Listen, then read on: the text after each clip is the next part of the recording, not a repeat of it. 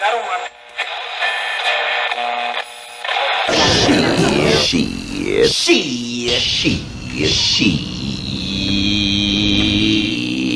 Radio.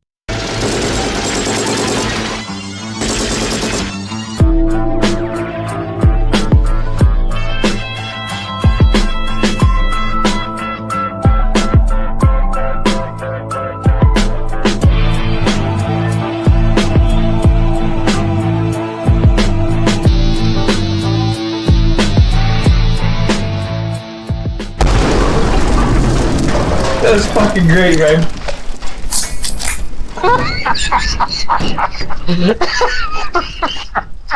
Ladies and gentlemen, welcome to Sheeeit Radio, an unrefined podcast for the Everyman, and according to YouTube analytics and some data research, the Everywoman.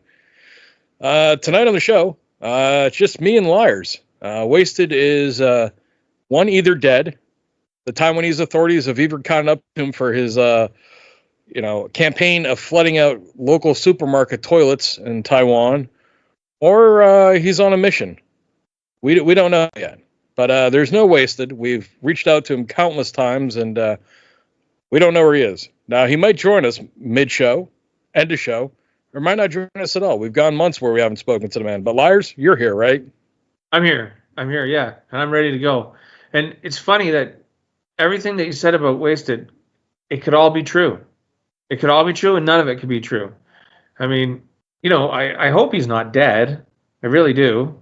That would be extremely sad. But, with Wasted, one truly never does know.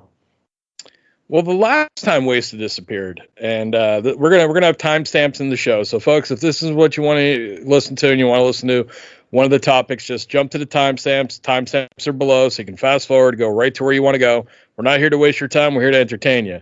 But we do want to kind of inform the audience and some of our newer members of the audience what Wasted usually does. Last time Wasted disappeared, it was when we were doing our former show, The Fatcast, and Wasted was gone for 6 months.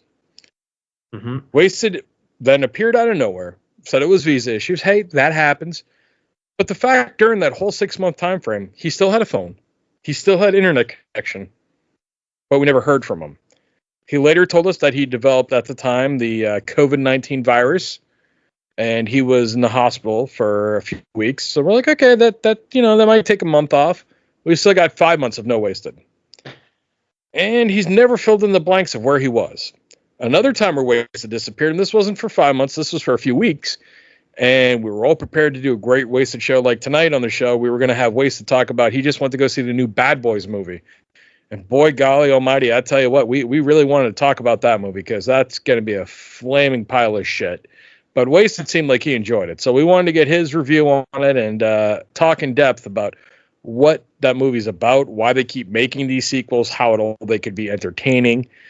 But Wasted's not here to do that. So we were talking about the last time, one of the times he disappeared, and this was for about the 2 weeks. Wasted comes back and he says, I went on a bus trip. And we said, okay, Wasted, where'd you go? Because inquiring minds wanted to know. Liarz, do you remember where Wasted went on his bus trip?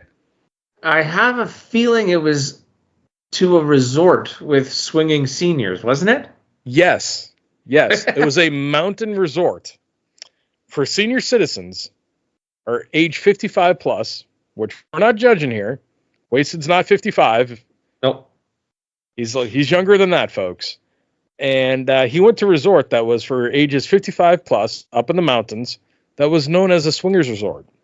And Wasted proceeded to tell us a story about a lovely elderly woman that he met in a hot tub that involved her removing her dentures and showing that she could hold her breath underwater for a long period of time. And that was one of the times Wasted disappeared. So hopefully when he comes back, if he's not dead, which with Wasted's diet of fast food and hard liquor, he might be dead. We don't know. If he is, we'll do a memorial show. It'll be a hell of a memorial show too. Wasted's one of a kind, and Wasted, wherever you are, if you're listening, we hope you're okay. And just for God's sakes, reach out to us. We're worried sick about you, pal. However, the show must go on, right, Brasky? It's got to go on. But I mean, we have to figure out too, like, what is the proper time to do a memoriam show if he's actually dead? So, we don't know the correct amount of time. Like, we don't know how long it's going to take to get confirmed. We don't know if he has, like, a thing to let us know if he's dead. I'm trying to think of what the terminology is. Like you see it in the movies, like, hey, if you kill me, I got this to set it up that if I'm dead, this will happen. What term am I looking for here, Liarz? Well, you've put me on the spot here. I have no idea. There's I don't know. Practices in place. There's steps in place. There's let's brainstorm here. There's what is the word that we're looking for? But there's something in place to inform us. What could it be? Fail safe. It could be anything. Fail safe. That's what we're looking for. Fail safe. There we are. There's a fail safe. Like, if Wasted's dead, there's going to be something that gets delivered in the mail to one of us, informing and notifying us of his passing. We hope that if he's dead, so that we would know that, hey, our friend's gone and we can celebrate his life, but we don't know how this is going to go. Instead, we're going to do a show. Will it be a great show? Who knows? It's up to you. But we're going to do a show. So, Liarz, we have some topics tonight. Sure. One of the topics, and it's a spooky topic, it's a freaky topic, and it's aliens. We're going to be talking aliens. I want the guy from the History Channel's fucking face right now, hopefully on the screen, where he's like, it was aliens, But this is coming from official sources of people that are supposedly a lot smarter than me and Liarz. So Liarz, you want to give us a little information right now, a little background? There's seems almost every week now there's a new alien story coming out in the mainstream media, whether that's on purpose, whether there's a ulterior motive to it, I don't know. I don't really buy into any of that. But it's definitely a hot topic. And Harvard has gone on board now. So some Harvard scientists have came out this week and said that there could be secret UFO civilizations here on Earth and on secret bases in inside the moon. It's creepy. It's a great movie. Great movie. Absolutely amazing movie. It's like another great movie, They Live, right? The guy, Roddy Piper, puts on the glasses and can see through the alien masks, like the alien camouflage, right? So that would mean that if this theory is correct, that would mean that basically that movie is a documentary, right? So I don't know how I feel about this, Brasky, to be honest. What do you think? Well, first off, you got me sidetracked. As soon as you bring up They Live, I mean, I'm the biggest John Carpenter fan you're going to find. Yeah. I fucking love John Carpenter. You bring up They Live, the only thing it makes me think of is one of our shows that we did when we were doing the Fatcast, which I know I keep mentioning that, but it was our former show, and I had the image headline, which please edit out all my was Keith David and Roddy Piper. And Keith David and Roddy Piper are the stars of They Live. And the general term of that whole movie is that it's controlled by the aliens. And they want us to obey. Like everything you see on TV, everything you see in print and media, there's hidden messages in there. And if you don't wear the glasses, you can't see them. But once you put on the sunglasses, you get to see their true faces. And you get to see all the messaging that they're putting out, the subliminal messaging in TV and radio and in print. It was a brilliant film, and the fact that you bring up They Live just fucking it creeps me out. Now I'm instantly interested in the story. You're right. Mainstream media has lately been telling us more and more like, oh yeah, aliens are existing. Disclosure, yeah. The Pentagon's come out with it. The federal government of the United States has come out with it pretty much. Mainstream media is getting us a lot more comfortable with it. It seems like we're being conditioned. I know you said you don't want to believe that because you're not a big conspiracy fella, but you got to look. An apple is an apple, an orange is an orange, and it seems like you're kind of, setting us up for like, oh yeah, well this happens. We've been conditioning you now for the last 2 decades. I think it misunderstood. I wasn't questioning whether we're being conditioned or not. I was questioning whether there's aliens living here in like a They Live situation with bases here or on the moon, inside the moon. I don't know if I believe that theory, but are we being conditioned? That's a whole other question. And 100% we're being conditioned for something to happen. And you're asking about the moon. So let me give a little bit backstory here before we get into it. So a new paper by Harvard University's Human Flourishing Program it says that there's unidentified anomalous phenomena, that's UAP, that's what we call UFOs now, or more commonly referred to as UFOs, or and extraterrestrial beings could be living underground or on the moon or even walking amongst us humans. So they went into the new study. It's called a crypto-terrestrial hypothesis, a case for scientific openness to a concealed earthly explanation for UAPs, unidentified anomalous phenomena. So use the proper pronouns, pal. The hypothesis falls into two classes, basically: a conventional terrestrial explanation, i.e. human-made technology, or an extraterrestrial explanation, i.e. advanced civilizations from somewhere else in the cosmos. But they've bandied about a third minority class of hypothesis as an unconventional terrestrial explanation outside the prevailing consensus view of the universe. So take that how you will. They suggest a number of crypto-terrestrial hypotheses to argue that aliens could be walking among us. Crypto-terrestrials came to Earth from a different time and or planet and concealed themselves in stealth. So that's the they live scenario, right? Or a form of intelligent species evolved separately from humans on Earth and are hiding on our planet. The paper suggests that they could be like an ape-like descendant or descendants of unknown intelligent dinosaurs, which doesn't seem as far-fetched as you would initially think if you read this, right? And then you got two more. That a remnant form of ancient civilization exists on Earth, despite being largely destroyed long ago, possibly by a flood or natural disaster. That's kind of like the Atlantis scenario. And then the possibility of something likened to earthbound angels, creatures that are perhaps of magical supernatural origin, like fairies, elves, and nymphs.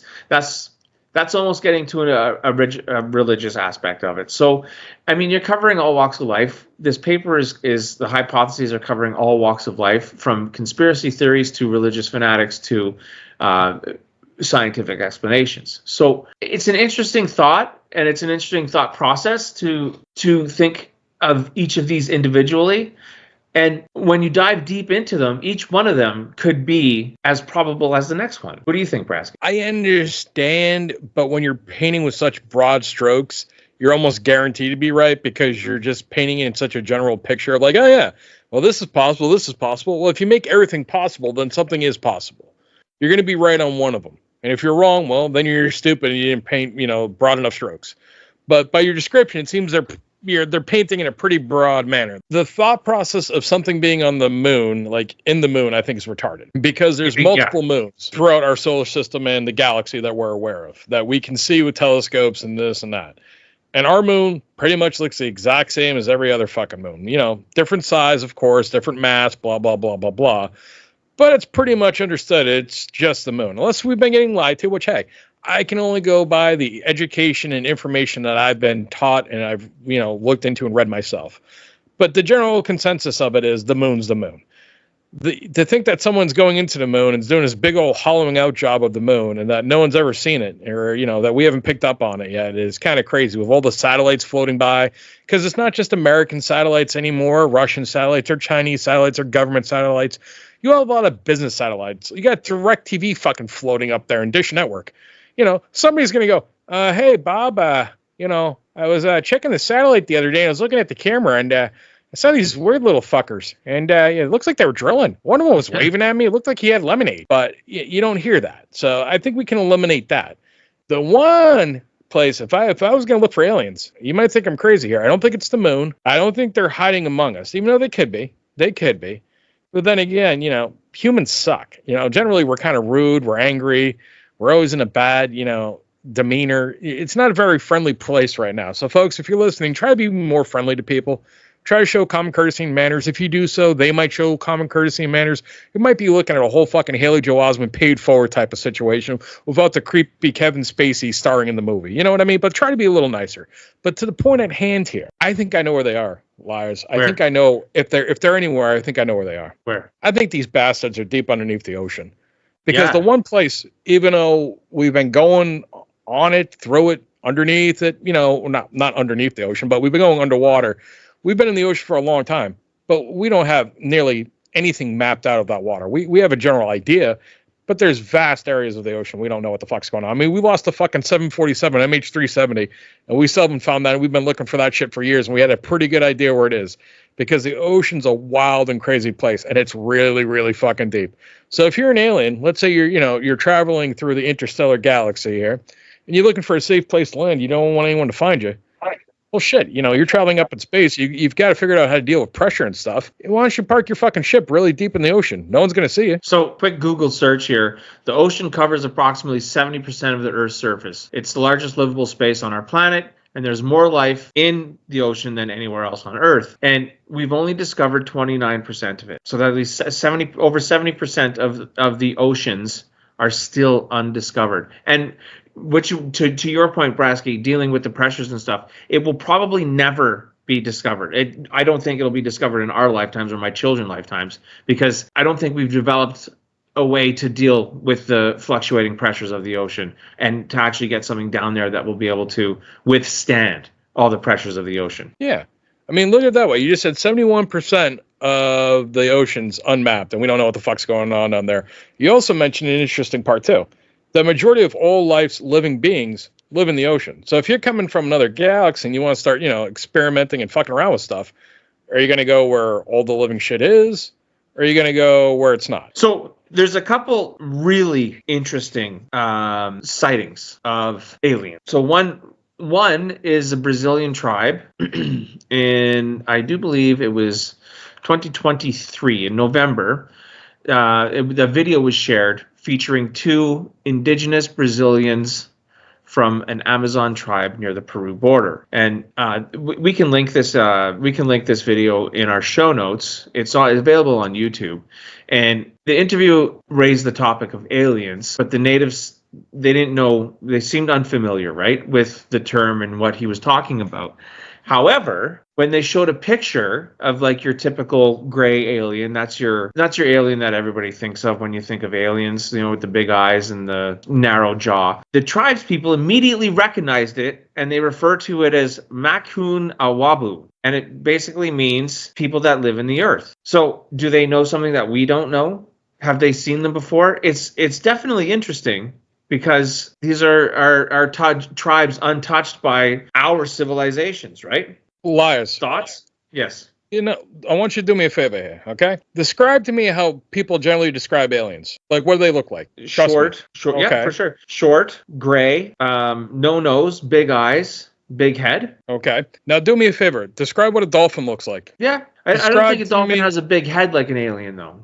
I understand that, but describe what whales look like. Do you get what I mean? Describe what all these sea creatures look like. Every one of them looks fucking shiny. Most of them are gray. They got weird fucking looking eyes. Yep. So you think if you're talking aliens and this and that, don't aliens look like, hey, wait a second, they look, I'm not saying, they look exactly the same. I'll say, dolphins got fins, they got big noses and shit like that. But they look like a sea creature. They don't look like they're, they don't look like it's the fucking, Sasquatch. They don't look like they come from apes. They look like us from the description of, hey, they stand up like people, but their skin tone, their sliminess, the eyes and everything like that. They look to me like these are motherfuckers that swim in the water. I agree. I mean, your point, you make perfect sense. That this could very well be what they're seeing, or what they're describing they see, or maybe it looks similar. Absolutely, 100%. I'm not saying they're not seeing aliens. I'm just saying that by the general description of aliens that we got, they seem to match up with a lot of maritime life. They match up with a lot of things you find in the sea. Like, sure.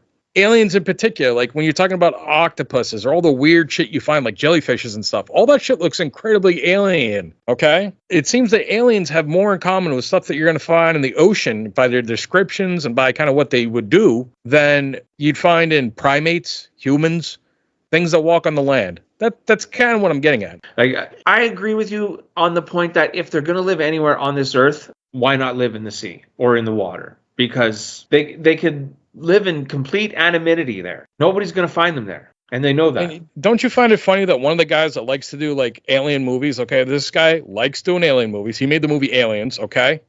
He's made the movie fucking Avatar.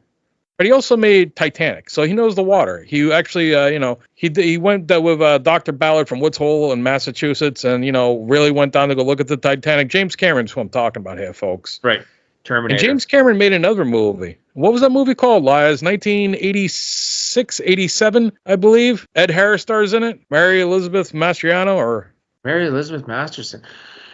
I don't know which movie is it. The Abyss. No, I don't. The Abyss. Are you fucking kidding me? I forgot about The Abyss. With the great Michael Biehn? Are you fucking kidding me? Think about the abyss right now. What was James Cameron trying to tell us, buddy? Aliens live in the ocean. And this guy's got a lot of experience in the ocean now, doesn't he? So yeah, an American submarine sinks in the Caribbean, and a U.S. search and recovery team works to find them, and they encounter something unexpected. That's right. If anybody hasn't seen this movie, phenomenal movie. So Liarz right there was getting you the general description and the breakdown of what the movie The Abyss is about. But I mean, it's a whole movie that are like, hey guys, you looking for aliens? I know where they are. They're in the water. I could see that. It just makes the most sense to me. People say, oh, they're up in the moon, or hey, yeah, they're just flying their ships around. Well, where do their ships disappear to? If you look at most UFO encounters with like naval aviators, where they happen? Do they happen over the open water? Yeah, over the water. How many commercial airliners, when they're like, oh shit, I saw something. Remember the infamous one? I think it was like a Japanese flight, and they were flying over I want to say they were flying like over Alaska or Canada, and they're heading back to Japan.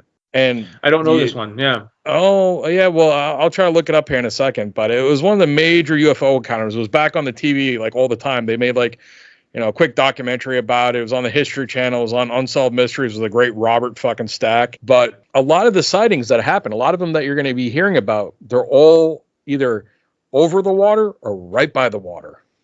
It's very rare that you have your Roswells. Everything else is usually by the water. Now you do have your, hey, me and Jim Bob the other day, we were driving out. Yep, we just got done drinking some beers, and we were coming back from the Alan Jackson concert, and we're heading back down the street, and I don't know, flying saucer came out. Yep, they brought us right up there, and they should probe shit up our ass. That happens in the backwoods, down in the deep south. I get that. But the majority of confirmed sightings from aviation experts are all over the water. Now, I have one for you. This is probably the most. It's definitely one of the most compelling cases in the UFOlogy of whatever you're going to call it. It was in September of 1994, the Aerial School UFO incident. So outside of Ruwa, Zimbabwe, get this, 62 pupils between the age of 6 and 12 said they saw one or more silver craft descend from the sky and land on a field, so like a football field near their school.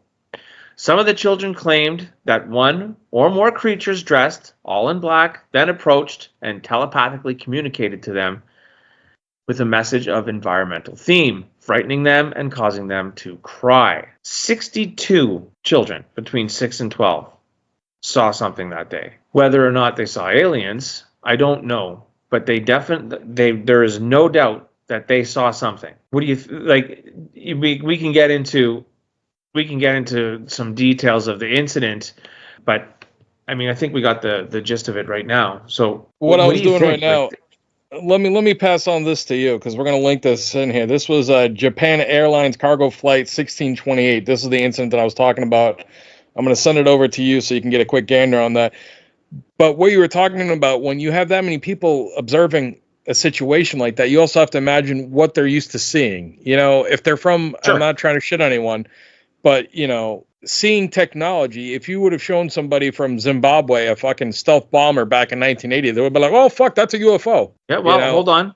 There is a rebuttal to that, is that it's a small agricultural center located 22 kilometers near the capital. But this aerial school was an expensive private school. Most of the pupils were from wealthy families in the town of the capital city of Harar. So they knew what technology was. That's what I'm getting at. It's not something that they had to support.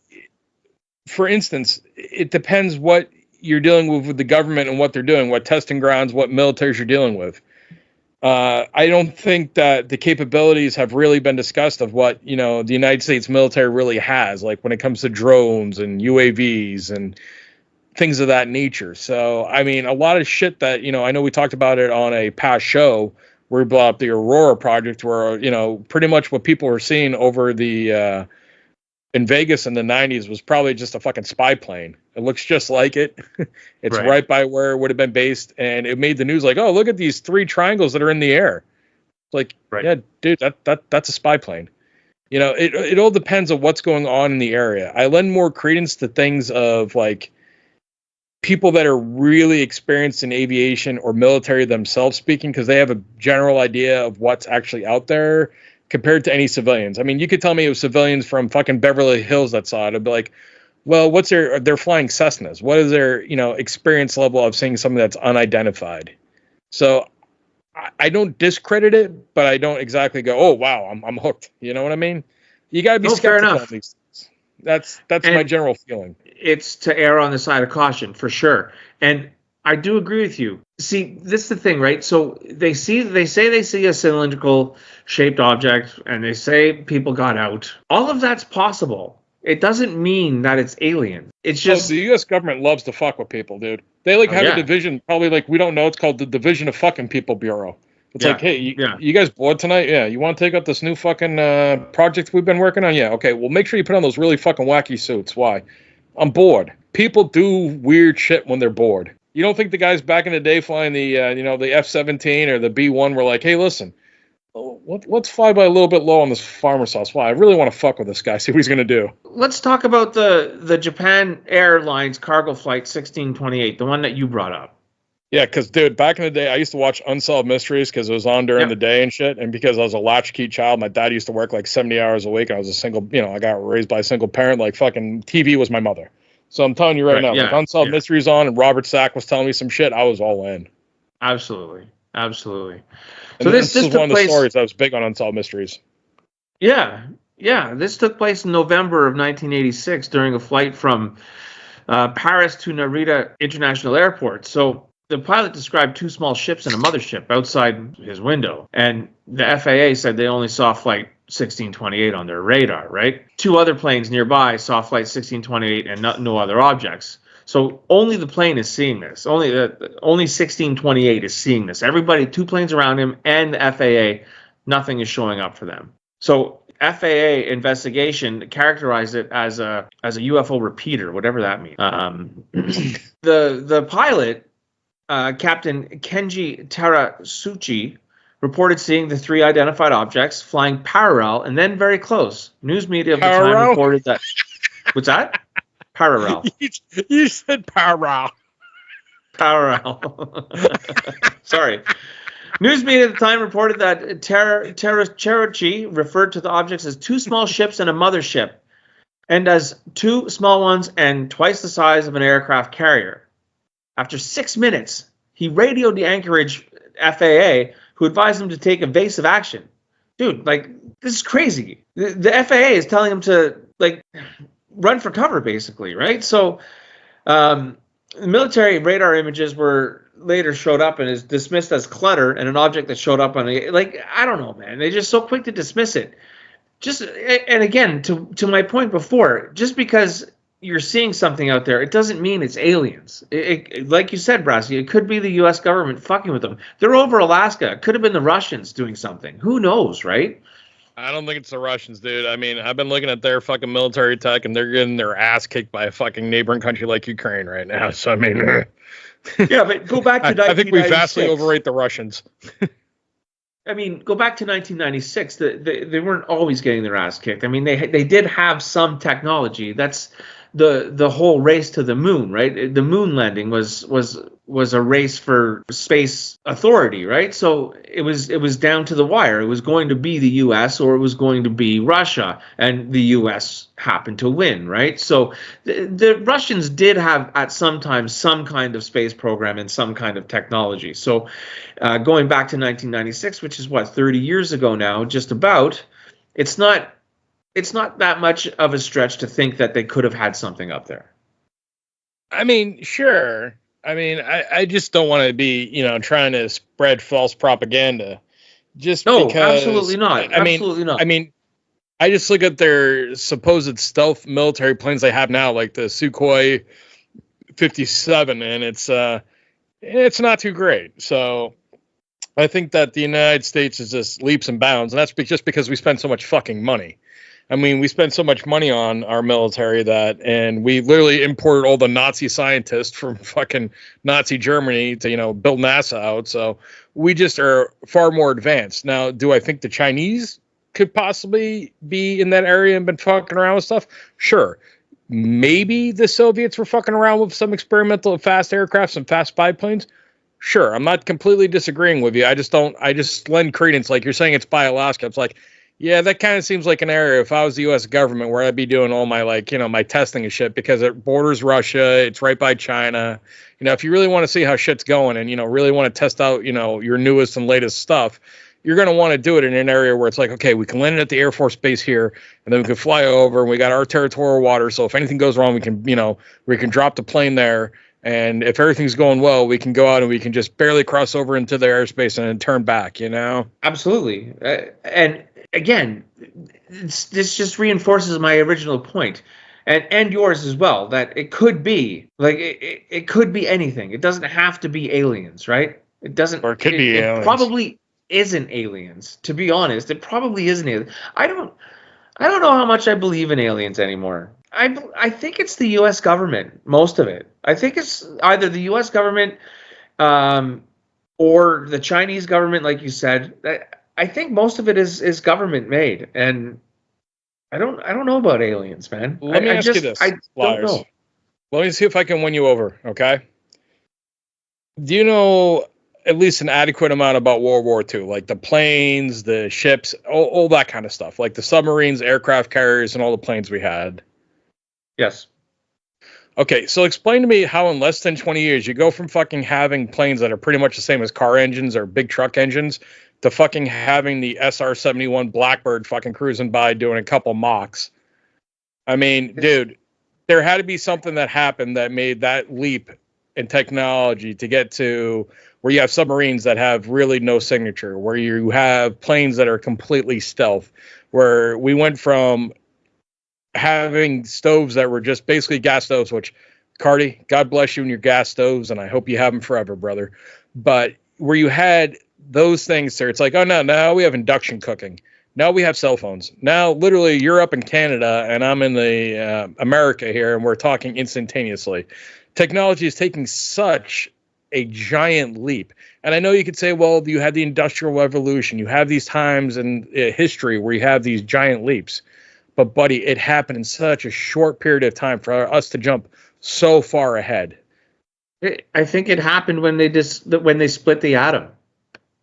But how would that figure everything else out? You know what I mean? Like, hey, that's a hell of an accomplishment. But how does that, how does splitting the atom then compute to, oh, now we know how to make things pretty much invisible? How do we go from having radar that was basically just, I think it just leapfrogs on it and springboards from there. You're giving us too much credit, buddy. I think humans are very smart and very, they have a lot of ingenuity, but at the same time, that's a hell of a lot of technology and a hell of a lot of leaps to make in such a short period of time. I mean, you went from having the first car was what, in the 1900s, early 1900s, and then they started going into productions in the 19s, and the 1920s is when the Model T came out, I believe. Am I right on that? Around there, yeah. Okay. I could get the exact date for you. Yeah, if you want to get that, because I don't want to sound like a complete retard. I just want our audience to think I'm half retarded. Don't want to lose their faith in me completely just yet. But to go from having that to be like, oh no, we put people up on the moon. You went from horse-drawn buggies to like, oh yeah, we put motherfuckers up on the moon now. You want satellite TV? Yeah, you got it. October 1908 was the first Model T.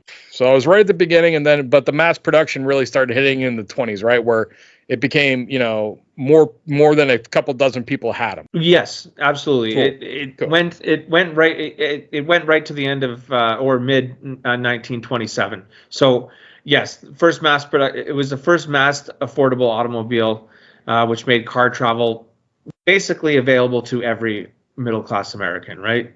Yeah. So, buddy, once it went to mass market, that's when they started bringing down the price so everybody can afford it. The price declined actually from, these are 1920s figures, but so it went from $780 in 1910 to $290 in 1924. So that's $5,156 in 2023 dollars. So, it was for rich people at the beginning, and then the mass production was brought in. What I'm saying is you went from having the wild, wild west where like the most like technologically advanced thing you could do was like, hey, we're going to hop on this train. It's fed by coal, to putting people on the moon. Something had to happen, pal. You know what I mean? I know splitting the atom was amazing, but if you look at World War II, there wasn't a lot of technology being used until the nuclear bomb got dropped. And that, instead of the actual atom splitting in them, figuring out how to actually blow it up without, ending the world, World War II, there wasn't a lot of technology. They just literally like got radar, so the Britain could be like, oh, fuck, there's a bunch of Nazi Luftwaffes coming in here. They're figuring out how to use sound to use radar. So to have that much of a jump in 20 or 30 years where it's like, oh, no, we put motherfuckers up on the moon now. And we got satellites up in orbit. Something happened, bud. There's the whole Anunnaki theory. They were ancient gods of Mesopotamia, but some theorists believe that they're an ancient civilization that came to Earth and basically gave us our knowledge. There's that theory, and so we're basically hybrids of the Anunnaki and whatever species that was on this planet when they arrived. I mean, again, it could be. I mean, the only thing we know about history is what was left over, right? So okay, another angle to look at it is like this. Before the atomic bomb went off, you didn't really hear much about UFOs. Now, I get it that it was all in newspaper and print, but they still got circulated, they got archived, everything else. After the nuclear bomb went off, and I know there's a lot of military testing, I'm not saying there's not. But after the nuclear bomb went off, which probably would have sent some notifications out to the people in the universe, like, oh, what the fuck are these hairless monkeys doing now? That's when all the UFO sightings started. That's when all the space shit started. That's when, hey, these computer systems, we can do a computer, Agreed. So, I mean, the timeline matches up. Sometimes, Occam's razor, what the easiest answer is the easiest answer. Sure. Why not? Absolutely. Again, does it necessarily mean it's, I don't want to sound like a broken record, but does it necessarily mean that it's extraterrestrial technology? I would say, yeah. I would honestly say if you had put me to a lie detector, which I think those don't work anyways, but if you had to put me to a lie detector or me just giving an honest answer, I would say yes. Just because the rapid growth of technology and its improvement and how it's continued on. Now, I know that once you do one thing in technology, it jumps to another one. What you were saying earlier, and I agree with you on that, okay, they figured this out, so now they can figure that out. And it proceeds, it builds up. It's a chain reaction. However, to go from basically nothing to where it went to in such a short period of time, I think it's unheard of. I mean, you're making leaps within a 50-year time span that I know we only have documented history of. How many years do we have 2,000 documented? Something like that, maybe. Yeah, 2,500 maybe. Yeah, so you're telling us out of that 50 years that we somehow were just smarter than every other human that ever existed in that time period?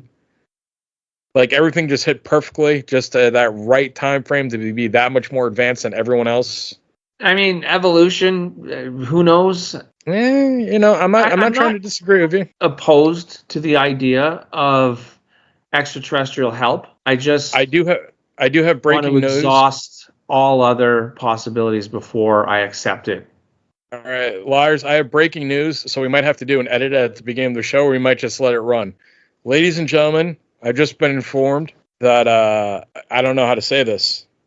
I really it's Wasted's not dead. No, I'm still here. Wasted. I thought the show was next week. Don't we do like alternate weeks? Yeah, and Wasted, we didn't record last week. No, we didn't. You're right. Hello, Wasted. Yeah. So Wasted, just hold back a second, and we're glad that you're alive. In the beginning of the show, we talked about your death and what we would do, and we hope that you would have a failsafe so we would know. We'll go over that here in a second or two. But me and Liarz are currently talking about aliens and if they exist, and then we got on to the point of talking of where we think, how our technology is now. Is that because of aliens, or is it because of evolution and human knowledge and human ingenuity?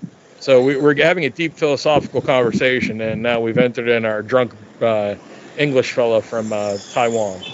Wasted. Liarz, I don't want to I don't want to just stop where we were, but we should probably exhausted the topic. Yeah, I think we talked it out. Yeah. Now, our audience, we'd love to hear what your comments are, what your thoughts are. If you want us to talk more about this, if you have strong opinions, please leave a comment below on our YouTube page. I don't know if you can comment on Rumble. Please comment there if you can. Or if you're on Bad Apple's forum, please feel free to leave a comment there. But that was kind of our alien topic for the evening. Now we have Mr. Wasted joining us. Wasted, we just covered aliens. We mentioned at the beginning of the show, one of our topics tonight was going to be that you saw the new Bad Boys movie. Did that happen? No. You lying sack of shit. No, but I've been watching I was watching all the videos and reviews and stuff.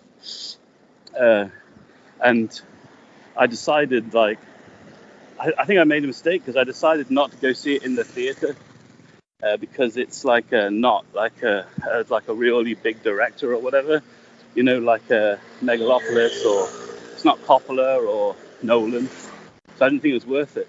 But I realized that all the reviews were saying it's like a really like crowd pleasing like movie, like popcorn movie, and it's supposed to be good, you know, and it's supposed to be one of the big successes of the summer. So I should have gone and seen it in the cinema. But when I checked back, it had disappeared.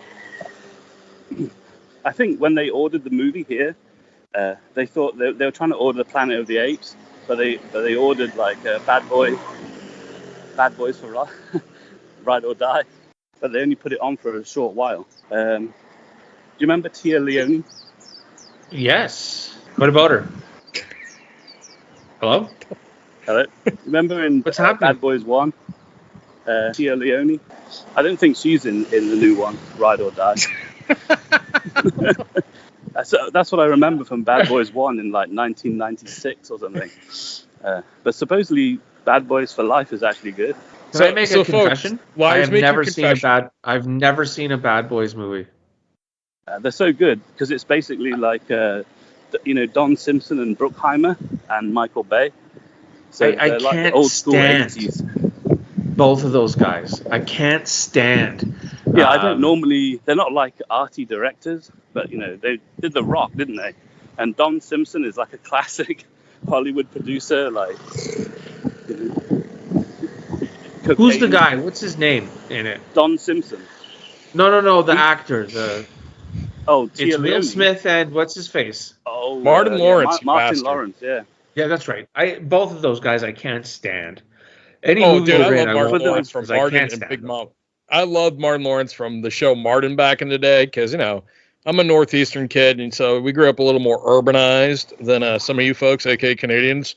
So Martin was funny as fuck back in the day, and I love Big Mamas. Big Mama 1 and 2, those are funny fucking movies. I like, and Blue Streak's a funny movie. However, I haven't been able to watch a Will Smith movie since, what was that one? Focus, with him and Margot Robbie was the last Will Smith movie. I went, this is a good movie. Every other Will Smith movie I've watched after that, and especially now finding out that he's pretty much been cuckolded by Jada Pinkett Smith for all these years, I can't do it. And I liked the original Bad Boys. I thought was overrated as fuck. I wasn't never a big fan of Bad Boys 1. Bad Boys 2 I thought was pretty good because, it's your typical summer blockbuster. It was a decent flick. Bad Boys 3, I've never even watched it just because this looks like shit. Now, the fact that Wasted's telling me, the audience reviews, but I don't believe whatever propaganda, whatever Hollywood ad agency's putting this shit out because I've seen the trailers for this hunk of shit and, it looks retarded. The fact that they go for the lowest common denominator joke, but it's not even that funny. Like, dude, it's 2 60-year-old black guys going, stealing some redneck's clothes in the trailer, and it's like, those ain't your clothes, and they got like a Reba McEntire shirt on. It's like, sing us some Reba, and they're like, we can't sing Reba McEntire. It's like, dude, it's 2024. If this was the 90s, maybe early 2000s, no, not even the early 2000s. In the 90s, that would have been a joke. But nowadays, come on, man, that shit's just it looks stupid as shit. It looks horrible, and it doesn't look believable at all. I think the difference is that now Will Smith is. He was Mike Lowry. He was like the bad boy character, and Martin Lawrence was like the old dad. But now in this series, Will Smith is an old dad, and they flipped it in this movie so that Martin Lawrence is like addicted to like sweets and stuff, so he spends the whole movie looking for Skittles. So that's one of the main jokes. And because he's on this sugar high and he has some kind of near-death experience, that the movie gets flipped so that Will Smith is now like the dad who's scared of everything, and Martin Lawrence is the guy who's a wild character in the movie. He's taking all these crazy risks. Supposedly the action, remember that there's a movie called Batgirl or something that didn't come out? That's the director team, and supposedly there's a load of like video game kind of techniques like Call of Duty first person camera work and all that kind of stuff. And there's also some sort of GTA vibe to the whole thing because it's set in Miami. I think they also found it. I think the near-death experience is something to do with an alligator in the sewers of somewhere Miami or something. Are there sewers in Miami? But yeah, it's basically Martin Lawrence is now like the sort of crazy one, and he's looking for Skittles throughout the entire movie. So the jokes, supposedly the first 10, 15 minutes are really bad, but then everything picks up, and it's just a lavish action movie. And they've nicked some stuff from Michael Bay era with some kind of panning camera work. But yeah, the whole movie is basically it's them bantering back like Beverly Hills Cop, isn't it? It's all the banter between the two as they're in the middle of the action. So the first one was a bit sort of, it's just ordinary. Then the second one had that crazy like Colombian drug dealer. So that kind of, I always used to watch that on HBO, like over and over again, Bad Boys 2. But Bad Boys 1 is a little bit like, it's a bit raw. I didn't bother with Bad Boys for Life because, yeah, they're just that type of movie. You know what you're going to get. And I applied that to this new movie. But maybe I should have gone to see it. But it seemed like you kind of know the plot is non-existent and you know that it's just going to be like action. So that's why I didn't actually bother going and see it, because you kind of probably know what's going to, the plot is irrelevant. It's just going to be some jokes, and you see loads of it in the trailers and stuff. But it does look very like there's a lot in it, I think. So probably when it comes on like TV or something or Netflix, you just like watch it over and over again. It's kind of like it's a good movie to like get a few beers or something. Just keep watching it. But yeah, it's a bit tainted by Will Smith like feeding his son to Diddy. Yeah. But when they do these interviews, you kind of forget. Oh yeah, the one thing I picked up from one of the interviews was the first Bad Boys, Martin Lawrence wanted Eddie Murphy for it. Now that I would have watched. I would have watched that for sure. It's because that was the idea. It was kind of like Beverly Hills Cop ×2. Like there's two black cops. It's the same kind of. It's exactly, and it's made by the same people, isn't it? It's made by Don Simpson and Bruckheimer. Yeah, but even with Beverly Hills Cop, I mean, the first two Beverly Hills Cops are fucking masterpieces. And if you disagree with me, I'm sorry, you're just wrong and don't like action movies because they're fucking fantastic. But Beverly Hills Cop 3 is fucking horrifically bad. And I love Eddie Murphy. I truly do. I find him to be just one of the funniest motherfuckers who's ever lived. But they're just horrendously bad. Beverly Hills Cop 3 is. Now, they got the new axelf coming out next month on Netflix, and I'm very, very excited to see it. It's got Billy and Taggart in there. Somehow they got, Judge Reinhold to come back. I can't think of the actor's name who plays Taggart, but he's back. It's got Paul Reiser in it. It's even got Bronson Pinchot, the guy who plays from Perfect Strangers, and he was played the gay guy in the first Beverly Hills Cop, where Axel Foley asked him, "Hey, how much for that piece of art?" And he goes, "Oh, it's $5,000. Get the fuck out of here. No, I cannot." I just fucking love him. I mean, it looks great. He died, though. No, I don't think so, dude. He's in the new Axel Foley movie. No, Bronson Pinchot just died like a couple months ago. Holy fuck, really? Yeah. That makes me sad, dude. I love fun. You ever watch that show, Perfect Strangers, back in the day?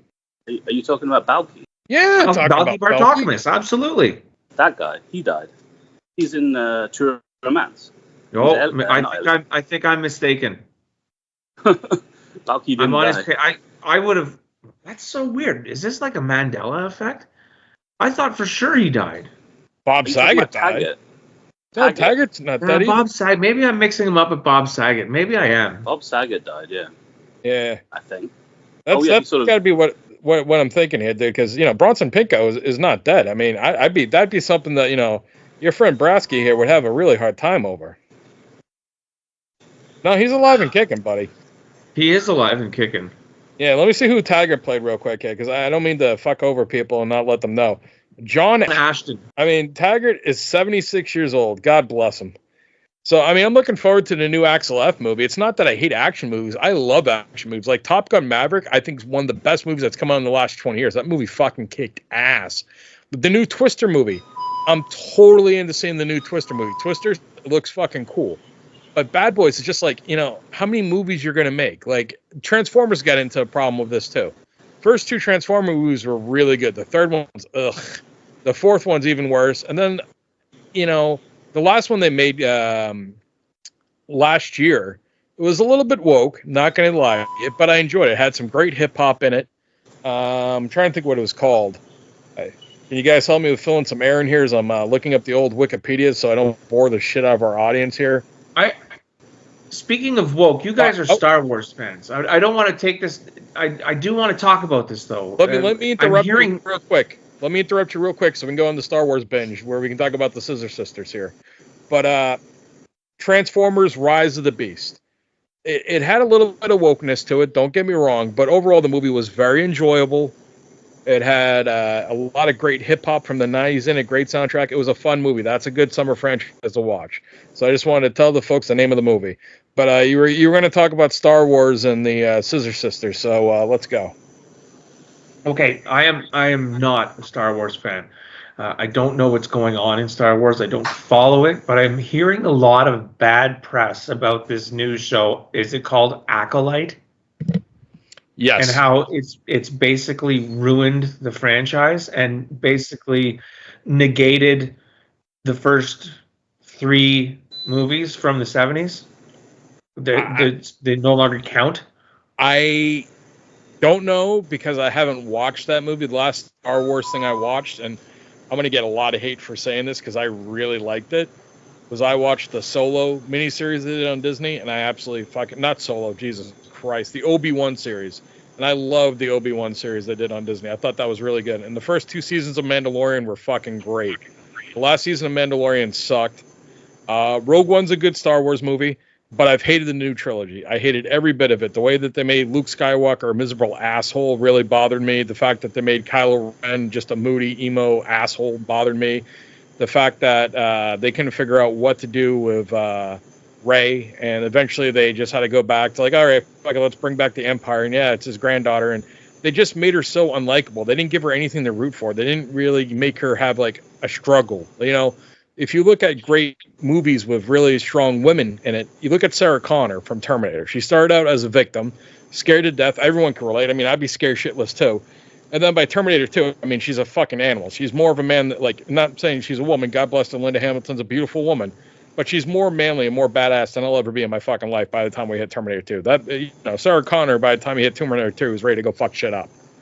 So, I mean, the whole Star Wars thing's just been so just kicked in the balls. I mean, it's made it so that all the history of Star Wars is negated.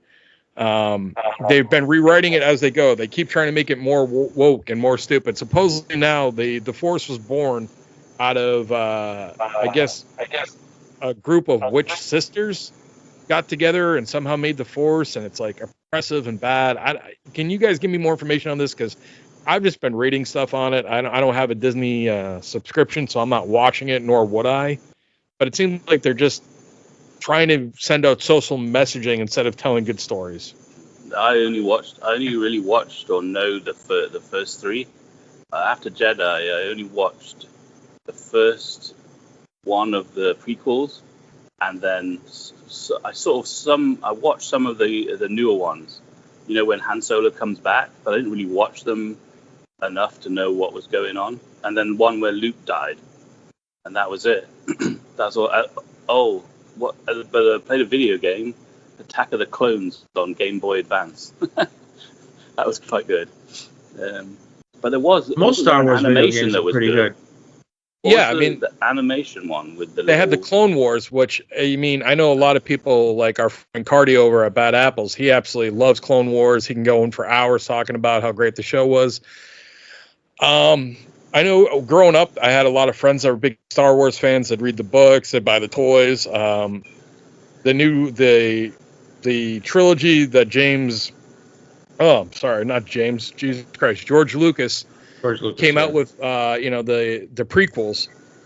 Those movies, I mean, they haven't aged really well. I still think Revenge of the Sith's a pretty damn good movie. I think Jar Jar Binks is fucking hilarious. I mean, I still wish if I had my way, he would have been, the Sith Lord of all Sith Lords. He just set everything up, and I think that would have been like the Kaiser Soze moment of Star Wars. That would have been amazing. Oh, Misa been the Dark Sith Lord the whole time, Annie.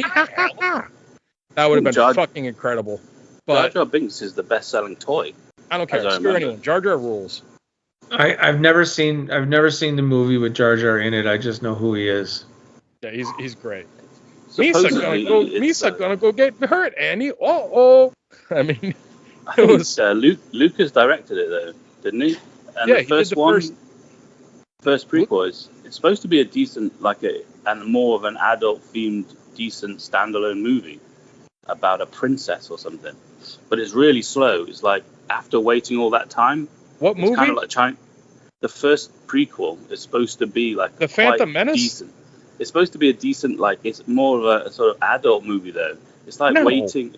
It's like waiting for Chinese democracy for 30 years, and you're expecting Star Wars style, but you get quite a boring, slow-moving movie. You get horrible acting by a child actor who's playing Anakin Skywalker. That's horrible. But then you get one of the most climactic fight scenes in the history of Star Wars. It might be the best fight scene of all of Star Wars, where it's Qui-Gon Jinn played by Liam Neeson, Ewan McGregor playing Obi-Wan Kenobi going against Darth Maul, and that's where you get the Duel of the Fates cranking up that great John Williams piece, and it's just spectacular, the lightsaber fight scene in that movie. But the rest of the movie kind of sucks big time. It's boring as shit. Attack of the Clones is a hunk of shit, and then Revenge of the Sith is just... It's a really, the acting's kind of shitty in it, but it's a really solid movie. The story is really good there, and it kind of leads you right into, everywhere you want to go to the original trilogy. I don't know what the fuck they're doing with the Acolyte. Can you give us a little bit more description of what's going on with the Acolyte before Wasted starts taking us down 3 different roads? So it was created by Leslie Headland, and apparently that's controversial in itself. She was one of the co-creators of Netflix comedy Russian Doll, if you've ever seen that. She's basically built the whole story around the institutional failings of the Jedi. A young woman named May is seeking revenge on a quartet of Jedi Masters, the Wise, Sol, the Stoic, Indriana, Wookiee Master Kel Naka, and young Torben for a family tragedy. So, and the more we learn about the history, the clearer it becomes that Jedi law and the questions of who is and isn't allowed to study the Force played an unfortunately huge role. So, yeah, she's basically rewriting the history of Star Wars. So you're telling me Star Wars, which was always cool, they never judged gender, species, or anything like that. There was fucking tons of chicks that were Jedis. There was different species that were Jedis. I mean, fucking Yoda's a little green thing. I mean, what the hell, dude? It didn't matter what you were. There was never the original trilogies, even the prequels. They never were saying, "Oh, if you're a girl, you can't be a Jedi," or if you're a different species, you can't be a Jedi. Everything was different aliens and different creatures. Star Wars was never promoting any toxic male masculinity. And if people get all whatsoever because fucking Harrison Ford's a man and acted like a man playing fucking Han Solo, well, boo fucking who and go cry into your tissues, for fuck's sake. I mean, here's the deal. Speaking of Han Solo. Can I say one last thing, Lars? Because I was going on a tangent here. Carrie Fisher doesn't play a damsel in distress at all in Star Wars. She plays a strong female character in a movie made in the late 1970s. So people need to fucking shut up and stop whining about everything. If you want to go whine, then go watch the original trilogy and tell me where at all she plays a victim and she's not a smartass giving fucking Han Solo, shit back and forth. Go back and watch the original trilogy and speaking of Han Solo, look at the bar where him and Chewie hang out. It's all sorts of species intermingling with each other. Nobody's judging anybody, yet everyone's getting along. You know what I mean? And now in this woke world of Star Wars that is rewriting its history, they're making things an issue that were never intended to be an issue. That's why comic books and this type of genre is so influential on young people, is that it focuses on people, creatures, beings, whatever, that are different, yet are universally accepted into society. Like look at superheroes, for example. They're mutants. They're completely different than humans, but they're beloved. Let me Liarz. Let me ask you Yes. this. You know what the first interracial kiss was on television? Wasn't it Captain Kirk and the Green Girl? No, it was Captain Krik and I can't enunciate her name right. Lahora, the black lady. Uhura, yeah. On Star Trek. And Captain Kirk fucked anything that walked. He didn't give a crap if you were green, black, brown, yellow, whatever. He didn't care. I mean, dude, Captain Kirk probably fucked some dudes they thought were chicks sometimes. I mean, it wasn't a thing. So now they're going back in time to like, oh, well, we got to fix this. Why? There's nothing wrong with it. Like, I don't get it. No, nor do I. It still rings true to this day. There's nothing wrong with it. And even if you're looking at it, back at it through today's eyes, there's still nothing wrong with it. So I don't get the whole rewriting of even though I'm not a fan of this movie and these movies and the series and everything that's spawned from it, I'm not really a big fan of it. I don't understand why it needs to be rewritten. It doesn't make sense to me. And guys, they're attacking the most progressive art of the time. Like the shows that actually were like the most progressive and liberal-minded and open to everything, that weren't making political statements, that were treating everyone as equals at a time in the world where that wasn't the case. And they're going back, oh no, we got to change this shit. Yeah. I think it's like Disney. They bought this kind of big franchise like Star Wars, and they just want to turn it into whatever Disney's doing at the time, which is woke. So they've got this huge audience. And then I don't know if they just realized that afterwards or if that's the plan. You know, you've got this massive audience and a huge influence. That's what Disney does. So they're kind of using it to like, you know, brainwash kids into their sort of like way of thinking. But I mean, if you have to buy into, well, you have to go watch the universe, don't you? You have to buy into the universe. I don't really go into the sort of Star Wars, the whole universe type thing, you know. So you don't have to do that. You can just like watch the first three and maybe some of the other ones, but you don't have to go and watch all these other versions of it, you know, because they're just, especially if you look at it in terms of movies, you know, next to Spielberg and Coppola and things like that, you know, Star Wars is George Lucas, it's part of movies that he made, and it's not this whole universe that you have to, you know, like Skywalker, is it Skywalker Ranch? Skinwalker Ranch, yeah. Where Lucas is with all the technology and the CGI, you know, that's why he sold off all his stuff to Disney, isn't it? To spend money on technology to like to invent new like CGI technologies. That's what he's into, and toys and stuff. So, I mean, he made whole movies like that. Did you ever see Tailspin? I think it's called Tailspin. It's like Second World War, kind of like X-wing fighters, but they're like these World War II planes flying around.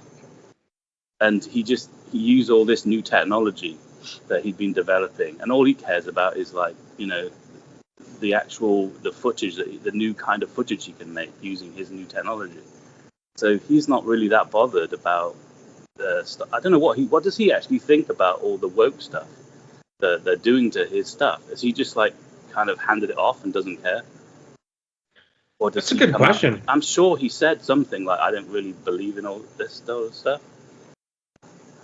I don't like what they did with this movie. But I know he basically seems like, remember his wife left him and her quote was, I just couldn't take the darkness anymore. It's like he just sits in his studios with his toys, planning technology, you know, and he's like a mogul. Wait, so the movie you're talking about is Red Tail in 2012. It's about black fighter pilots in World War II. I haven't seen the movie yet, but it might be decent because George Lucas usually makes pretty decent movies. But in general, man, I think it's just an attack on culture and trying to... How do I say this?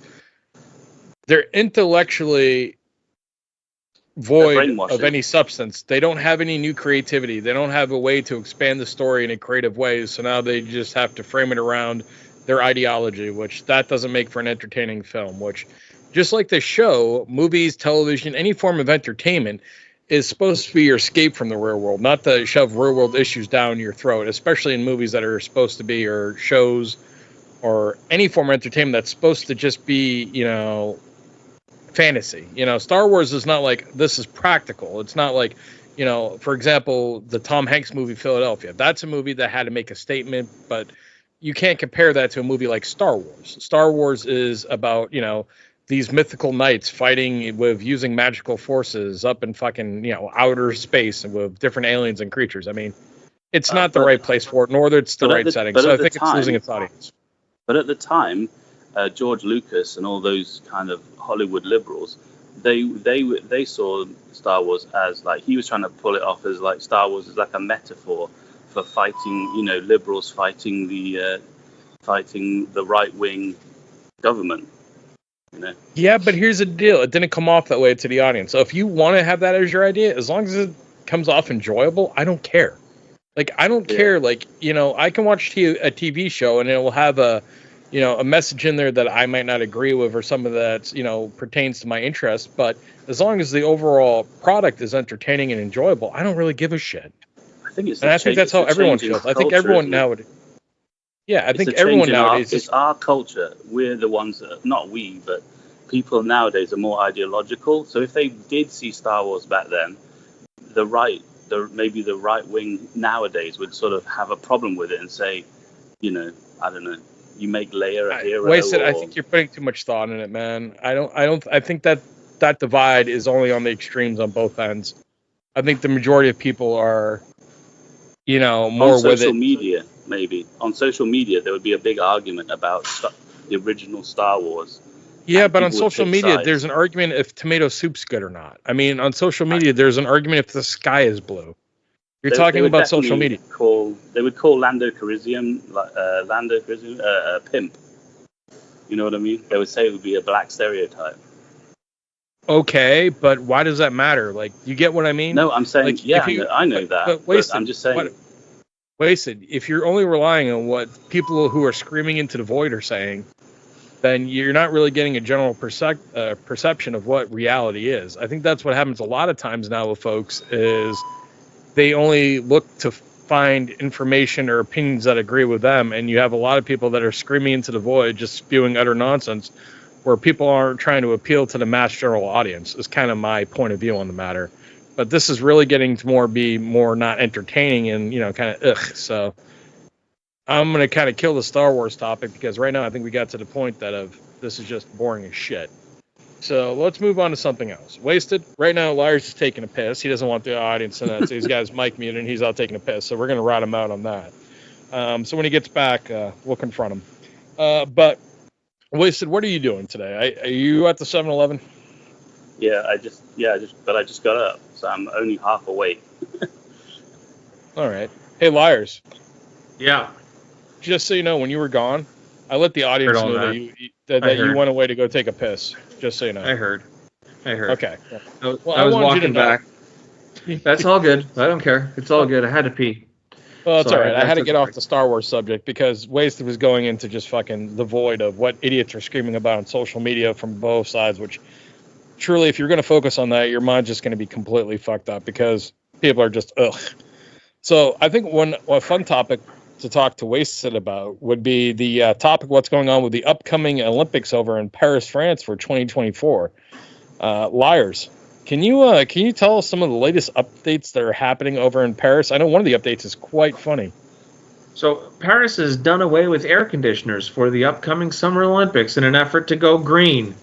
Rich countries said absolutely not and are now bringing their own portable AC units. Ridiculous. The Summer Olympics are right around the corner. Hey, newsflash to me, I didn't even know the Olympics were happening this year. So when we were doing pre-show and you sent me this link to the Paris story, I had no idea the Olympics were happening. So news to me, and France gets pretty friggin' hot in the summer. Like we're talking about over 100 degrees. It gets in France. So they said that they're going to have these like a different kind of. It's not air conditioning, but it's like a cooling system that they're gonna bring in an effort to save energy. So they said that it's gonna be 6 degrees cooler inside than it is outside. But if it's 110 degrees outside, it's still 104 degrees inside, right? So that 6 degrees cooling is not really going to make a difference in the hot Paris weather. So it's just another example of like another liberal-leaning government that is looking to go green and save the planet with these harebrained schemes of stupidity. Well, Liarz, I want to ask you a question. Yeah. So I was listening to what you were saying, and you're saying that they're going to install units that are going to bring the temperature down from 6 degrees. Let's say on an average day, let's say it's 98 degrees outside. So that's still going to get you to a median temperature of about 92. Now, 92 degrees is uncomfortable as fuck, especially for people like myself. I'm an Irish fella, and we sure as fuck don't like the heat like that. Now, the people that are going to be at the Olympics, these are athletes. So these folks, they're not sitting around all day in an office setting or sitting around not doing anything. They're competing in Olympic sports, going to maximum effort. They're throwing out as much physicality as they humanly can to accomplish a lifetime dream and goal. Yeah. So when they get back after all day long of training and practicing or even participating in the event, they're dehydrated. They probably have had IVs in them. They've been drinking Gatorade, water, everything all day long. They get to go back to these fucking shitty hotel rooms with no air conditioning and just proceed to sweat all day long. Can you imagine the fucking cramps these people are going to get? Now, to be fair, the company or officials for the Olympic Games have said that the rooms won't get hotter than 79 degrees. Even though they're going to keep it 6 degrees cooler, the rooms aren't going to get hotter than 79 degrees. Now, with that said, still fucking hot. It's still pretty fucking hot. 80 degrees it's uncomfortable to sleep in 80 degrees. Like, that's when you turn your air conditioner on. Hold on, Liarz, I got an idea, buddy. I know we're going to make all the money we ever need. We're going to have all new studio equipment. We're going to take Sheeeit Radio to the fucking next level here, pal. Well, I'm listening. We're going to bet on every Olympic sport that's played outside on only the participants from the hottest country. I'm like, we're going to find okay, did they got an Ethiopian runner going or a Kenyan runner going? We're going to put all the money on that guy or lady. Because it's not going to affect them. They're from places that's 120 fucking degrees all day. 79 degrees for them is going to feel like winter. We're going to put all the money on them because you know what? They're going to be customized to this. It's not going to be the people. You're not going to have any people from oh yeah, so this chick who runs the 200 meters, she's from Finland. Yeah, that bitch ain't winning. There's not a chance in hell. We're going to put all the money on people from hot areas that are going to be in these races and participating in events. Which, by the way, if you're an athlete, I haven't given a fuck about the Olympics since probably last time I thought anything was interesting in the Olympics because I'm an American was Michael Phelps just destroying people in swimming. Instead of that, I haven't given a shit about the Olympics since the 1992 NBA Dream Team. So I don't even know who watches the Olympics anymore. Do you watch the Olympics, Liarz? No. Like I said, I didn't even know they were happening. I didn't even know they were on. No, I do not watch the Olympics. And being from Canada, I don't watch the Summer Olympics. If I do watch the Olympics, it's only the winter. Yeah, because you guys got hockey and whatever the fuck. You guys got the little thing where you broom the ice and you push things forward. I don't know. What is that called? Where you take fucking brooms and you... The beautiful game, otherwise known as curling. Jesus Christ. All right. So, Wasted, you're from Europe. All right. We're not doxing you here. You're from Europe. You live in Taiwan now. So, you've probably been to France.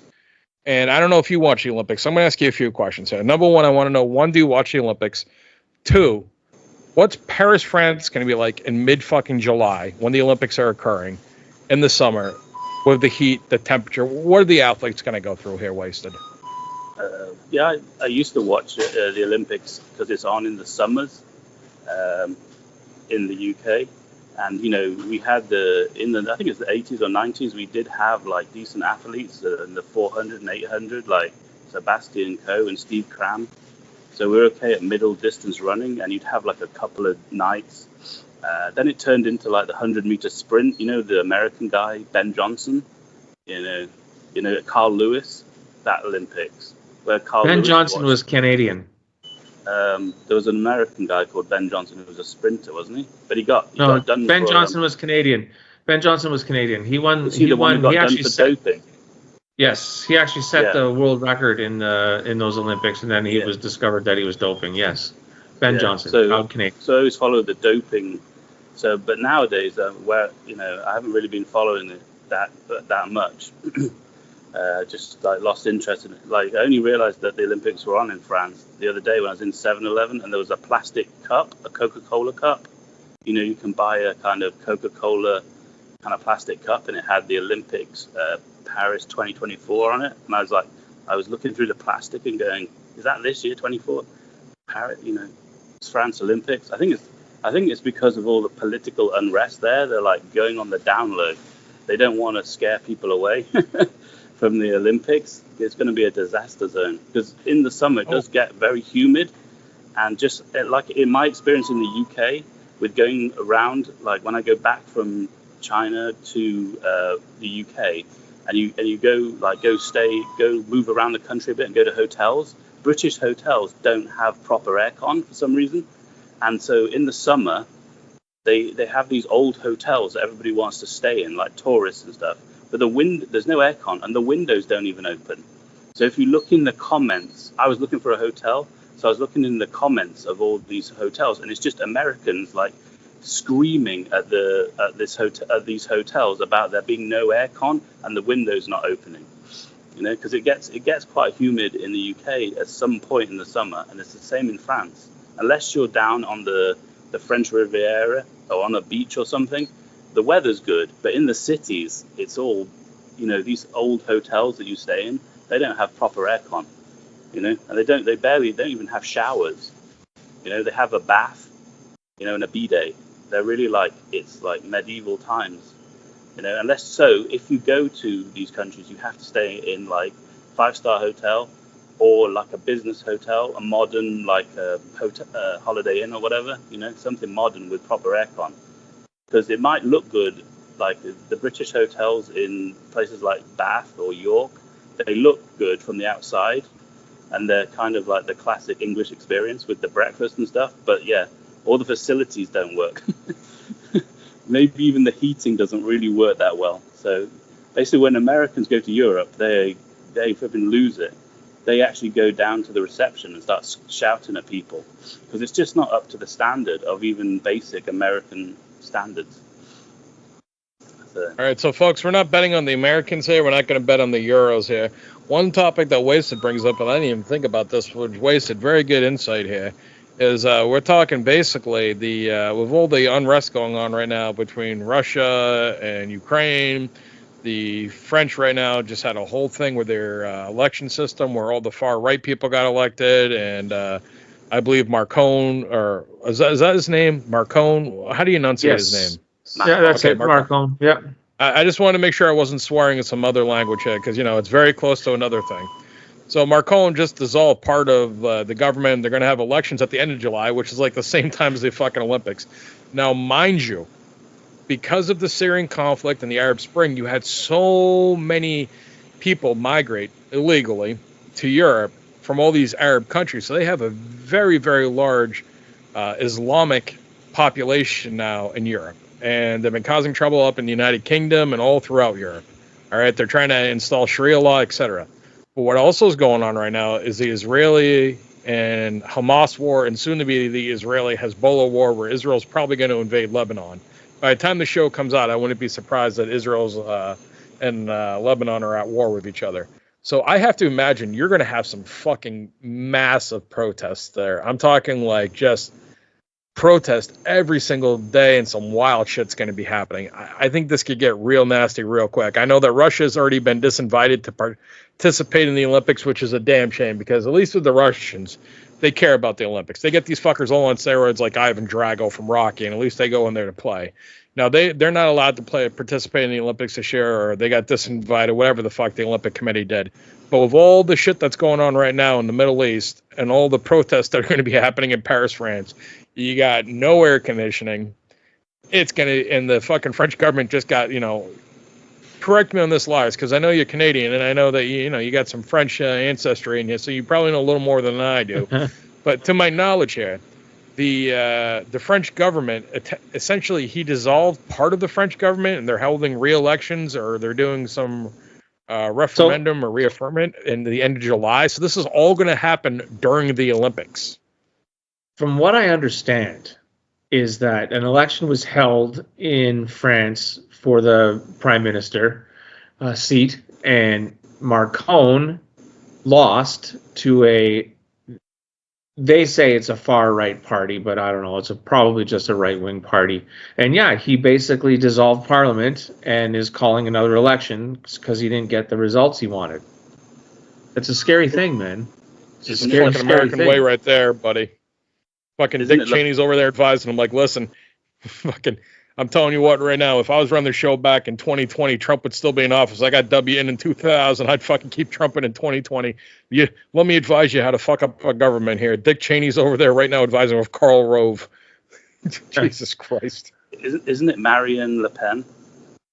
Like, she's the daughter of somebody Lepine.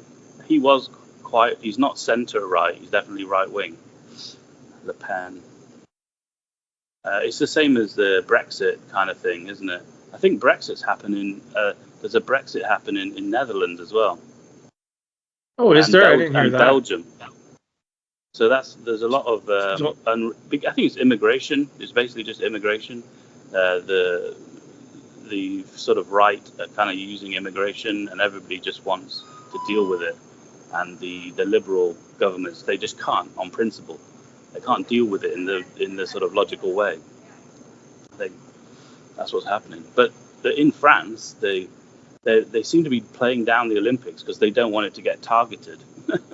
Because if they make a big deal about it, then all the protesters will, sort of turn on the Olympics, won't they? You've got all these tourists coming. It's the perfect time to do something terrible. Yeah, we're not trying to predict anything here. It just looks like you got a situation that's going to equal a clusterfuck pretty fucking quickly. Plus, you got all these Olympic athletes right now that don't have air conditioning because, God forbid, they have air conditioning in France. Meanwhile, India, China, the fucking 1/3 of the world's population is burning coal and burning fossil fuels at a record rate and not giving a zero fuck. So don't worry, folks. You're a little bit of climate change that you're trying to prevent. It's really going to make an impact. We haven't heard. Climate change isn't a hard topic because I do believe that part of the climate has changed, and I do believe we are getting more severe storms. The oceans are hotter than they've ever been. But then again, is this what happens when the ocean water rises up? Is that going to then cool the ocean? I don't know. I'm not smart enough to say this. But their methods of trying to change climate change right now are fucking hysterical in a lot of degrees. Like the solar panels, it's like, oh, guys, we're going to put up these solar panels, and they might work, they might not work. A lot of the solar panel companies that you see on TV or advertising in your area, guess what? They're scams. And guess what? That $100,000 or $50,000 that you just put up the solar panels, what happens when you get a real good thunderstorm or a snowstorm come up here and it either hails or you get heavy snow and it cracks your panels? Exactly. You're fucked. So I don't know. I don't have the solution myself, but it seems like they're making a dumb decision based on maybe the intent's good, but the results are going to be horrific, and it's going to be a clusterfuck at the Olympics. Yeah, because they had that plan, didn't they? They put there was a sort of big scientist guy who had this theory or his idea to put all these solar panels in Death Valley, but he said that when he did the math, the amount of energy it burns or the amount of money you spend to put all these solar panels in Death Valley to get your energy from a different place, he said that it would be like 50 to 100 years of energy. So, and you have to burn coal to make electricity, is another point. So when people say they're using all these electric cars, where are you going to get the electricity from? You basically have to you have to burn coal to produce the electricity. So unless you go full like nuclear reactors, it's very difficult because the amount of money you're going to spend is like hundreds of years of energy. So the maths don't work out. You're just throwing money down the drain, basically trying to change. So yeah, I think it's like, I like the idea of having the conversation, but you should do the conversation where everyone's taking part in it and not insult other people. You should have it so that everyone has a voice in it and that you have a logical resolution to solve it, like using common sense. It shouldn't just be what your emotions and feelings are. It should be what what the math tells you, not what your emotions tell you, which I don't know. I think people might have their hearts in the right place, but their brains are not using. They're not critically thinking and coming up with like what you're saying. The math doesn't work. But hey, so that's what's going on right now, and or soon to be going on in Paris, France, and I'm sure that's going to be interesting for all of us to watch. We've given you some good betting bets, so we don't encourage gambling, but if you're going to gamble, do it wisely, and reach out to gambling addiction hotlines if you have a gambling addiction, because you can lose your ass on that. You remember, Las Vegas wasn't built on winners, folks, and the only place that wins is the house. But we're going to move on to our next topic, and we'll revisit any of this Paris stuff or any of the climate change stuff as it proceeds. But Liarz. Yes, sir. I believe we actually have some AMAs this week. We do. So we ask the question, AMAs, every week on badapplesforum.com. We have a dedicated section there. Head on over there, ask us a question, or leave a question in the comments. We'll still get to it. We review all the comments that come in, and we like to hear from you guys what you have to say. So from Rick Grimes, this one is directed at our good friend Willie, who's not on the show tonight, but we may have some insider knowledge into this. Rick Grimes wants to know, how big is Willie's Willie? I do not know that answer, and I would also like to say that Rick Grimes used to go by the username Towel, as one of the original team members on our old show, The Fatcast, was the original executive producer. He used to help out with the edits, and he did an incredible job for us. We really appreciate him. I'm sorry, but I don't know the answer how big Willie's Willie is, and I'd almost be afraid to ask Willie that, because he's a gentleman, and I wouldn't want to offend him. You never know what you're going to get with Willie, and I mean, next that is time not Willie's a question I want to ask. Yeah, next time Willie's on, we might ask him, but I mean, I myself don't know that. But I know Willie has never mentioned any complaints from ladies, and the ladies do seem to love Willie. And Willie does get around, from what I've been told. Willie's a very popular ladies' man. He says he treats them with respect, and he, they always come back for seconds. I don't know if it's because of the Barry White music. I don't know. It's because he buys them fish sandwiches. I don't know. But Willie's popular. Wasted, do you know? I assume it's bigger than Lexington Steels. There you go. Bigger than Lexington. All right. Can't talk here. Bigger than Lexington Steels. Monkey asks, after Monkey wins the lotto jackpot, what should he do first? And there's a second part to this, but let's get the answers first. What should Monkey do first after winning the lotto? Brasky? Go to a fucking accountant. Ah, good call. Yes, get an accountant. Wasted? Go to Vegas. Blow it all.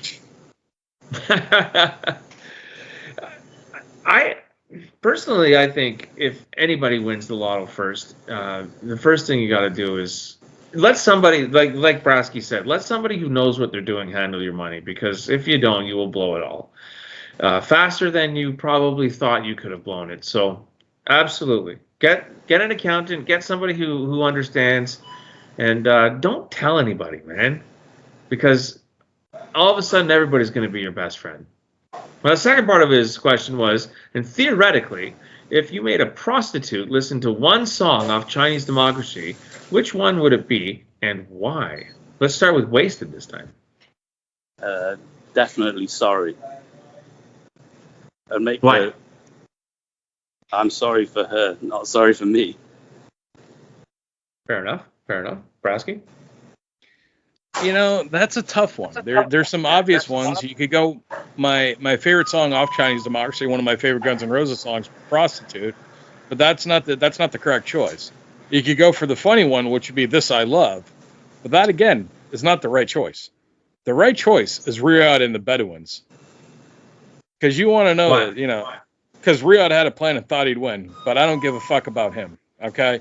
You want them to try to understand what the fuck Axl Rose is singing about and why he has such a problem with this guy named Riyadh, and then you want to try to go into the backstory because you're paying this prostitute, but you want to go into the backstory of, listen, this guy named Riyadh is Axl's supposedly former ex-brother-in-law that was dealing with some Saudi gun runners and was a big merchant of arms. He was an arms dealer, and Axl wanted to write a song about him and whine about him and yell at him and tell him that he's winning.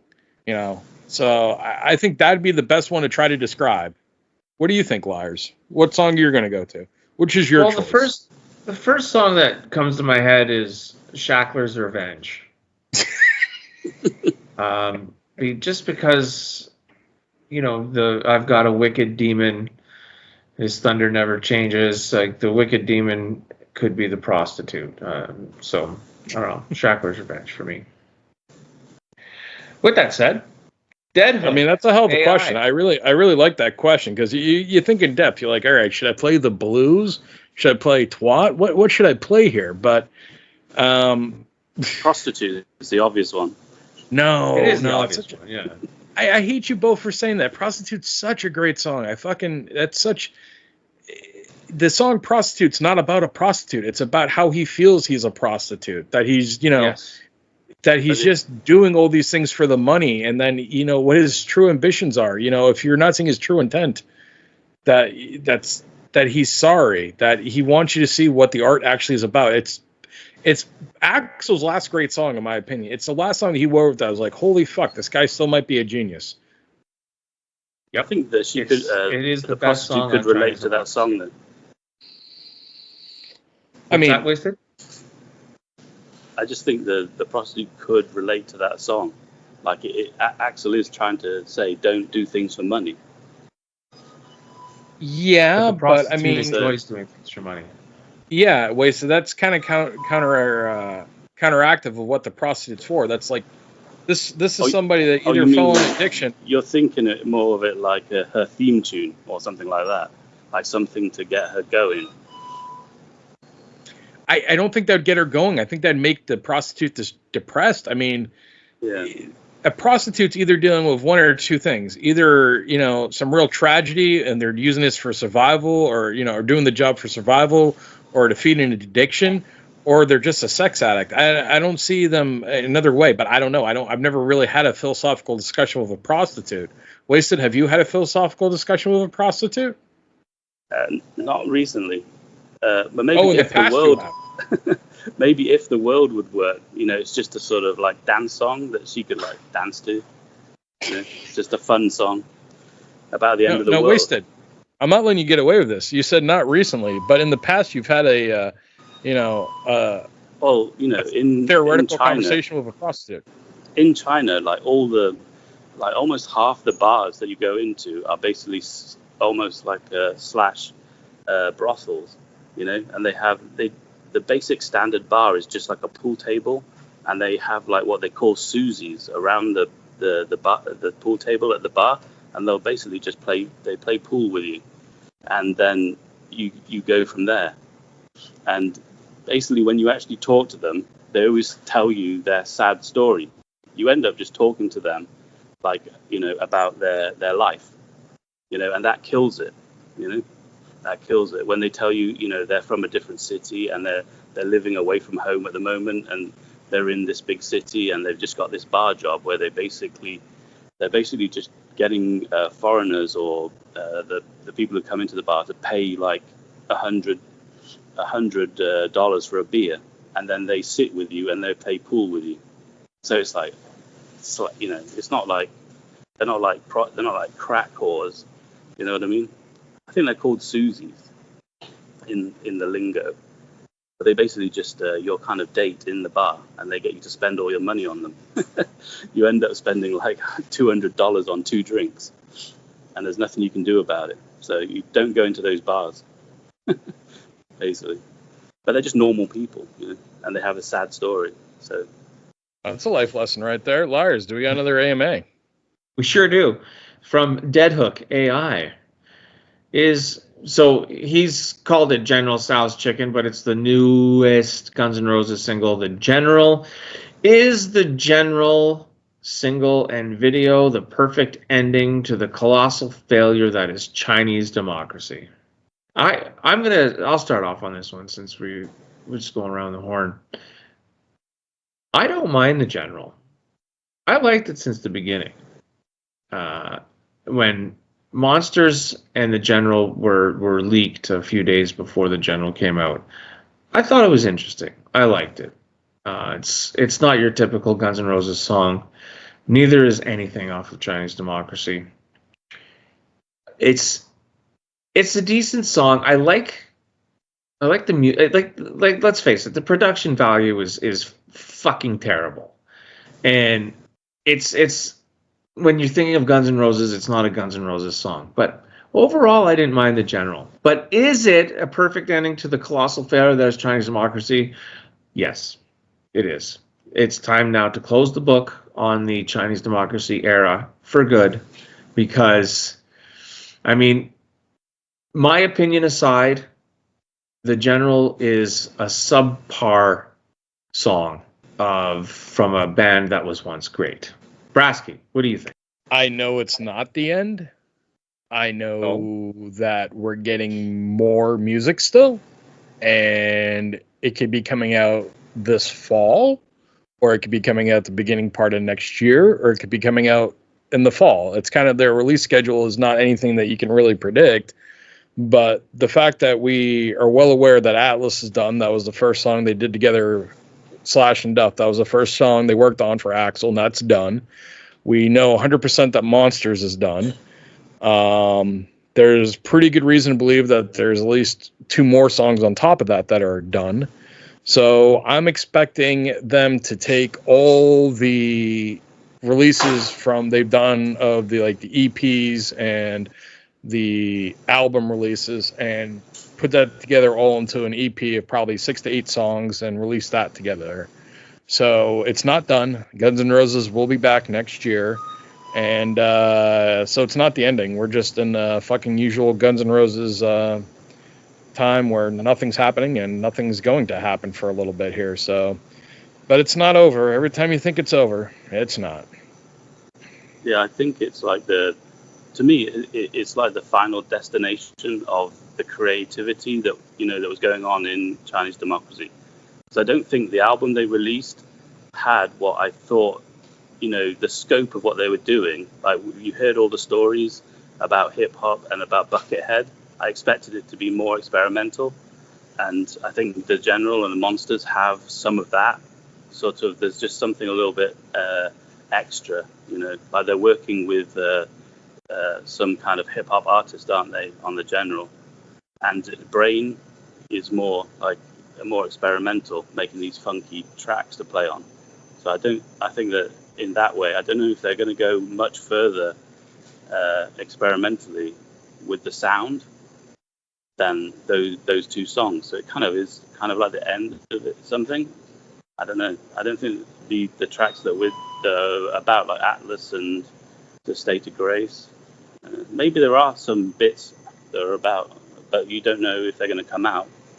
So in a way, it's sort of like it's the kind of last creative statement of those 2 songs. What's funny is people are forgetting that even though Guns N' Roses isn't going to be releasing stuff this year, you're still going to get stuff that's got Axl and Slash on it this year. You're going to be getting the UFO tribute album and Axl and Slash covering Love to Love. And Children of the Revolution is going to be coming out with Axl and Slash on that. So, I mean, there's still going to be stuff coming out this year. I just think as Guns N' Roses fans, you know the routine by now, folks. You guys know it. We know it. Just go with it. I mean, you get something, you like it, great. If you don't like it, well, it is what it is. The vibe has changed, though, hasn't it? It's not really the Chinese democracy vibe anymore after the General and Monsters. It feels like those two covers you mentioned are more like classic rock, and the band is back to being more like just a sort of Guns N' Roses greatest hit Atlas band. is going to be more like, Breakdown. It's gonna sound more like that. It's gonna sound like something more Use Your Illusion. Monsters will be probably released with Atlas. Then you're talking, and this is hypothetical. I can't say because I don't have it on. I don't have it, or whatever. But I think they've redid Oh My God for some reason. 7 is going to be more of a ballad, and it's going to have flutes and orchestrated pieces in there. I don't know exactly what the rest is. I could guess, and I could sit around here for hours and tell you, bits and pieces of what I've heard. But, over the years, some of my information's been right, some of it's been wrong. So I don't want to mislead anybody. But I think we have a general idea of what's coming out, and we'll just sit back and wait to hear it. And when we hear it, we'll give you guys our opinions on it, and please share yours. Liarz, you got another question, bud? That was it. How dare you? There's got to be more to that. Hold on, let me see. A Vegas residency in 20. This isn't really a question. I mean, it's more of a tongue-in-cheek, but a Vegas residency in 2025, the Yellow Brick Road tour. I don't see them doing another residency in Vegas. Do you? They have that right now, the Sphere, which bands like U2 are playing, and Guns N' Roses, like with all this shit they've been doing with visual arts. I'm trying to remember the name of the company that's been doing a lot of their backgrounds. I could see them trying to do something with the Sphere. Yeah, the Sphere is this new concert venue where they got this giant screen, and I could see them doing something there. I don't know how they're going to, right now with concert sales, like we talked about our last show, where concerts are, really expensive and people are really stopped going unless your name's Taylor Swift or, some country act. Concerts themselves are just not really filling in the seats. Rolling Stones, of course. But Guns N' Roses is almost in line with the Rolling Stones, where people are just going to go out to see it because now you do have Axl, Slash, and Duff. Plus, you're also talking nostalgia where, in 2025, we're talking, isn't that going to be the actual the 40th anniversary of the actual band Guns N' Roses forming? Isn't that their 40th anniversary? I believe so, yeah. So, I mean, you got nostalgia right there. I mean, they can release a bunch more shit. They have a lot of stuff, so I see them doing something in 2025. I think everyone does, but I don't know. I'm not connected. I'm not, an insider into these things these days, so I don't know what to tell you. But if that's the rest of our AMAs, I really want to thank everyone for giving us some AMAs, and we'll gladly answer them. Other topics we wanted to discuss. Wasted. Me and Liarz already talked our aliens talk, which, goddamn it, Wasted. You missed some serious good aliens talk. But that's going to be back on the show. You're going to look in the timestamps to read those and check on that and see how they are and listen back. Hopefully you enjoy it. We discussed the BadBoys topic. We discussed the Paris Olympics. Wasted. Me and Liarz are kind of, we had our topics we wanted to discuss. We brought them to the table tonight. Wasted. What's been going on in your mind the last 2 weeks? Is there any topic that you wanted to bring to the table tonight that we could discuss? Well, there was that funny story, that funny thing that happened to me. Like when I was going to I was going to get a Triple BigMac from McDonald's, and they didn't, you can't get them, you can't order them. You have to actually go to the restaurant to get the Triple BigMac.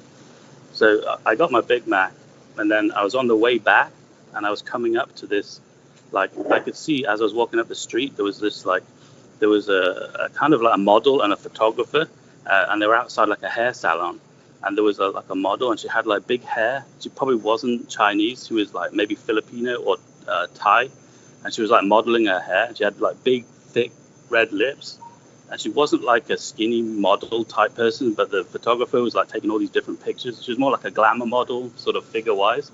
So I thought I'm gonna walk up, and I'm just gonna I could see a scooter on the road, so I stepped around it, and then I was gonna walk past her and not really just don't get in the shot of the photograph.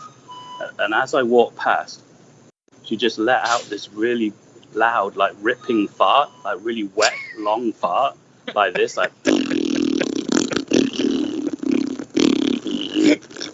Model did. Yeah, the model did, out of a big like ass. She had her leg up and she just let it rip as they went past, and I was just like, "Ugh, it's disgusting." Did you acknowledge it? I just looked back, I just glanced back and went, "What the fuck?" Because I was trying to be like a good guy and just not even look at her and just walk past with dignity, But yeah, she let out this huge fart, and that's not the whole story.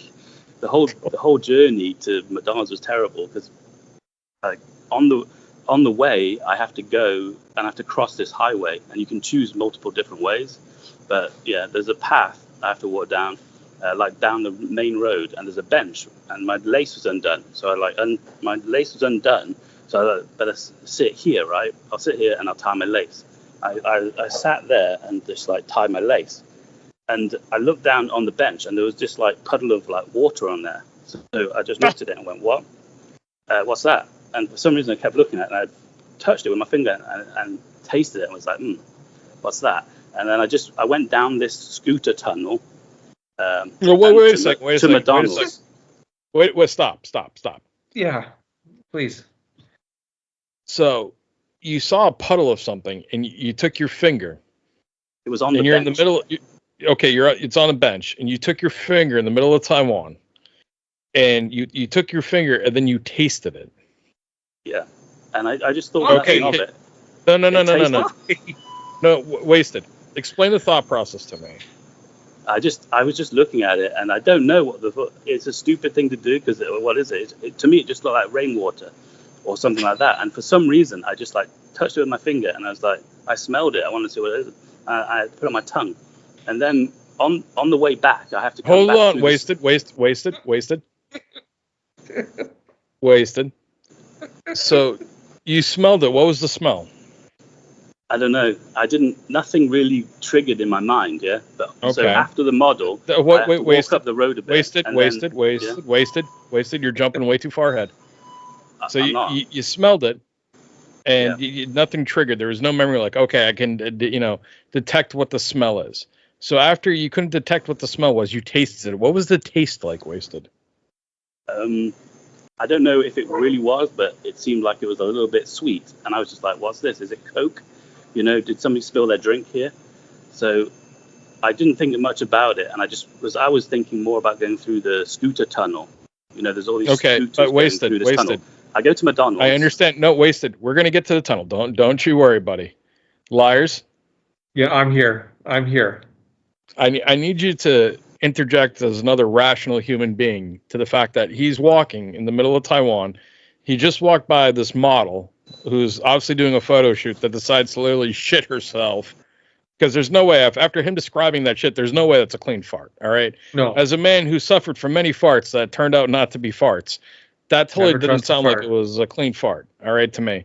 So he already passes by her, and then he sees this puddle on a bench. No, he smells it. This is before going to McDonald's. This is on the way. And that's fine. We can rewind it. We can wasted. We can rewind it. We'll correct ourselves. So this is before he went to McDonald's. But he sees a puddle on the bench. He smells it. Wasted. Please. You're giving us a great story here. We're trying to have the audience follow along. Me and Liarz are trying to dissect the story so we can put ourselves in this position.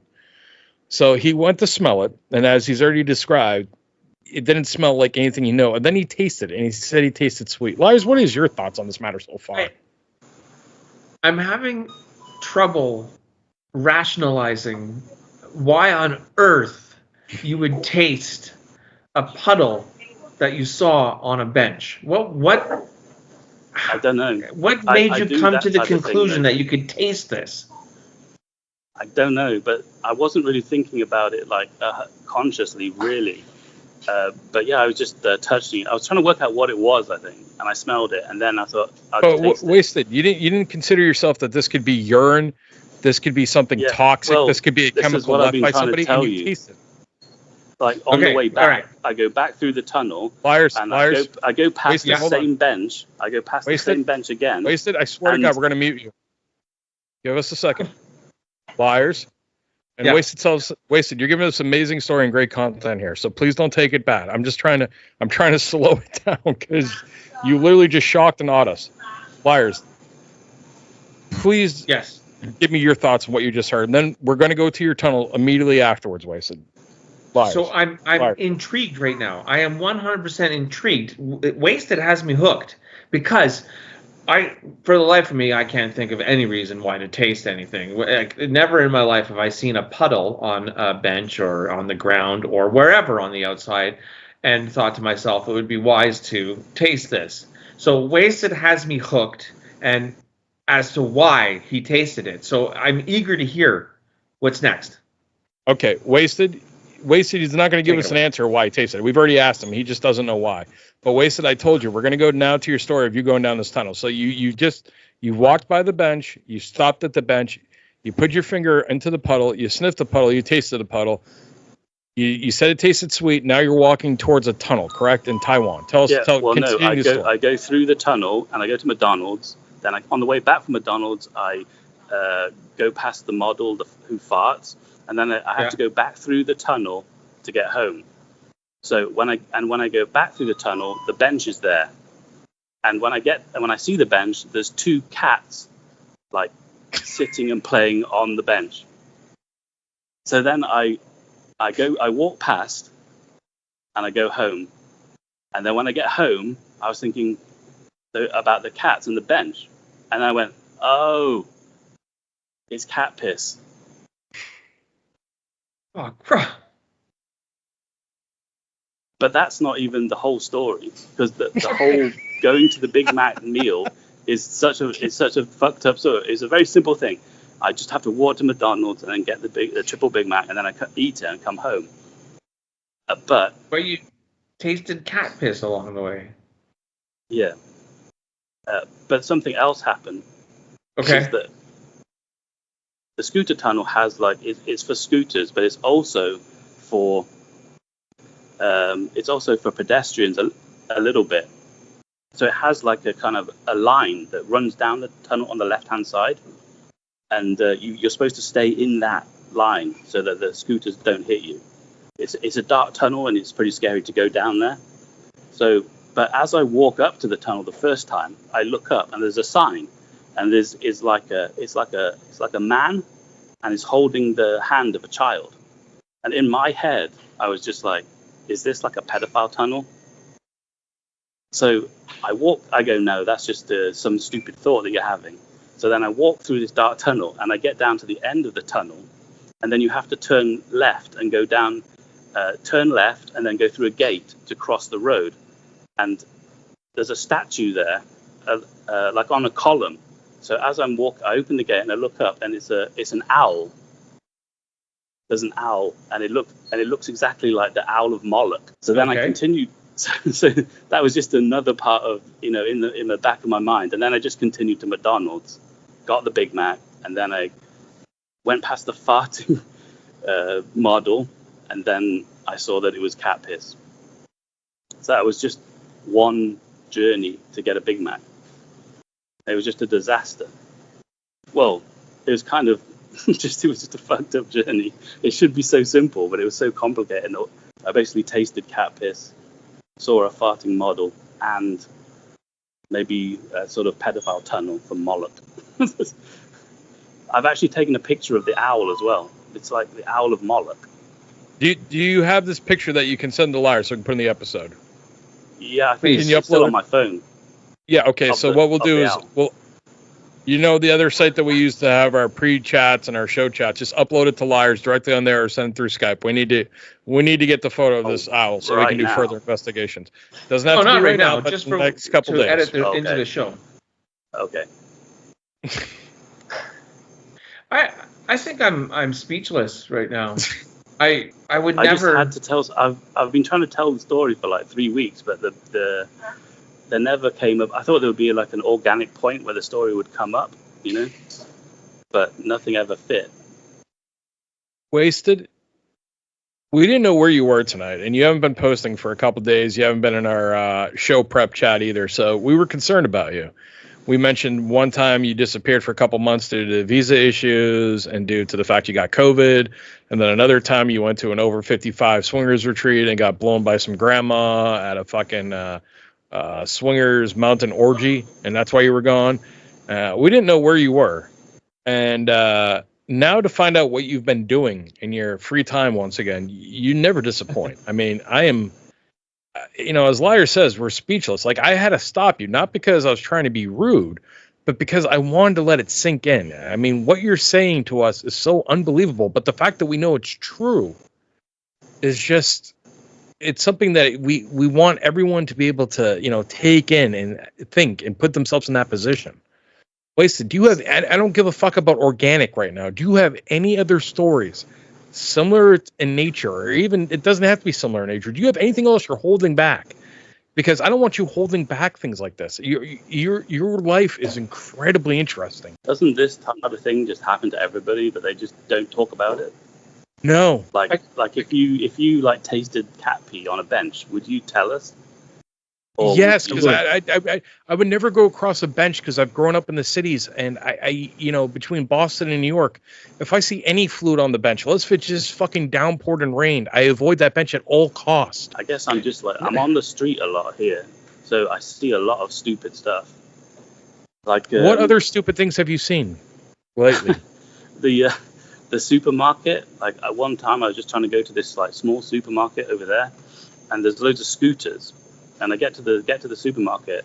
There's all these scooters. They park outside the supermarket. There's a sort of electric door to get in, and all the scooters were like parked around. And I was like, well, there's no way to actually get into the supermarket. There's all these scooters blocking the way.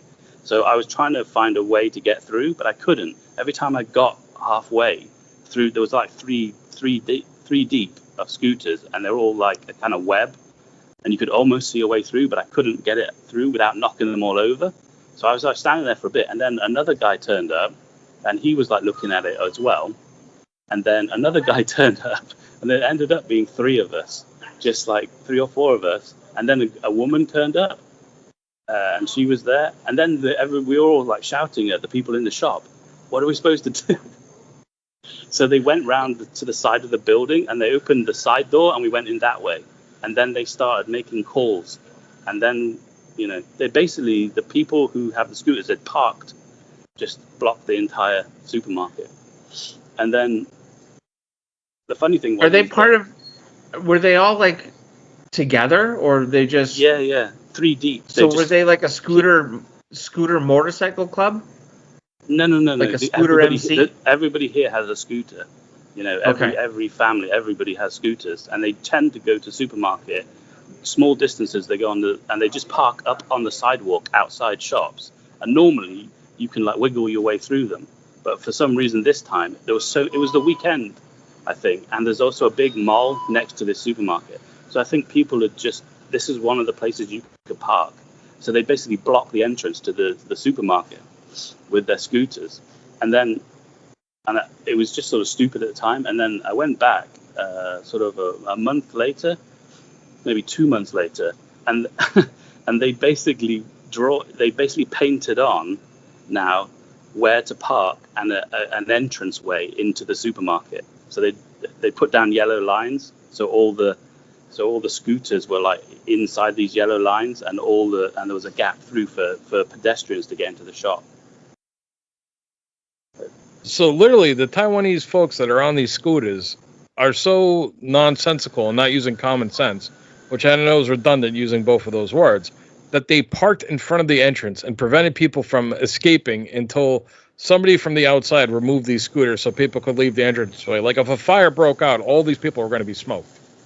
Well, you could get out of the supermarket, but there was only you couldn't get out of the area of you couldn't. There's a wall of scooters blocking your way to get into the entrance, and there was if you were actually in the supermarket, how would you get through the scooters to get out onto the road and leave? Yeah, but there was a little sort of area outside the door, you could just knock over the scooters. But I wasted. That's exactly my thought process. When I said your name just a moment beforehand, I was thinking of the movie Fletch with the great Chevy Chase, where where he knocks over all the Harley Davidsons, and that just, I mean, the temptation would be there so much just to knock these fuckers over and just have them all just topple. But in Taiwan, people are so polite that they didn't even really speak. You know, when they were there, they were just looking at it, and then one of them was like making a call or something like that. But we were all just like looking at it and like, what are we going to do? And then it was when that the older woman came, and she was like waving at the staff inside the shop. And then the electric door opened, and then they were like, what? And then we were all like, they started shouting at her about the block. You know? So they let us in a side door, and then they started moving these scooters that are in the way. You know, in the middle of this scrum of scooters, they moved them out. They moved them a bit. But you don't want to you don't want to do it yourself, because they're all going to do a I've seen it happen, the domino effect, where I've done it. You knock one over, and then all of it, you knock 10 over at once, and then everybody comes out of like McDonald's and starts shouting at you. You know. So you have knocked them all over. Yeah, I've definitely knocked over one or two. Like, just was this on purpose, or were you drunk? No, again, it's the same thing. They park along the pavement outside of places, and there's not always but this was just like this was like a row of three. There's like two columns, and you should be able to just step it through these gaps. But there's bikes there, and you can get through. But once, I remember I hit one, and it dominoed effect two of them. And then you just stand there going like, what should I do? Should I just leave? But yeah. I've done it before. No, listen.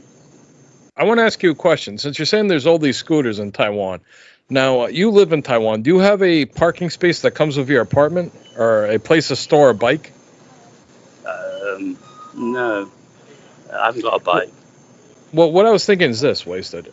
I would like you to get a motorcycle, and I don't want you to get a Rice Rocket. I want you to get like a Harley Davidson or like an Indian motorcycle, a really loud motherfucker. All right. And I want you just to be, just boom, boom, boom, boom, boom, boom, boom, boom, boom, boom, boom.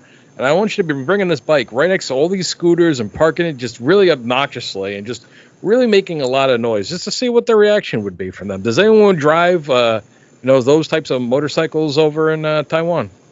Not really. It's mostly these like, Italian. I think of them as Italian scooters, like Lamborettas, Tile, Suzuki. I mean, they have the what do you call it? Yamaha.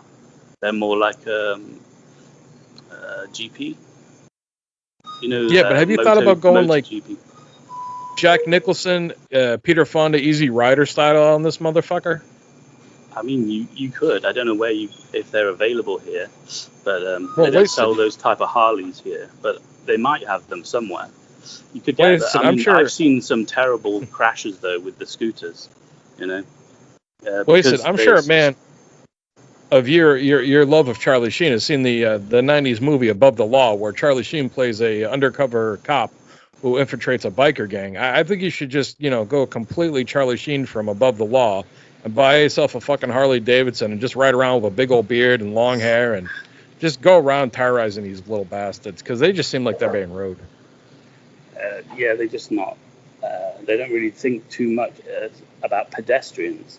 You've either got a car and a scooter is a sort of second-class citizen, and then a pedestrian. I mean, there's barely any sidewalks here to walk on. So when I'm walking around, there's no sidewalk. I'm just like dodging like these scooters, and they go pretty fast. They go really fast.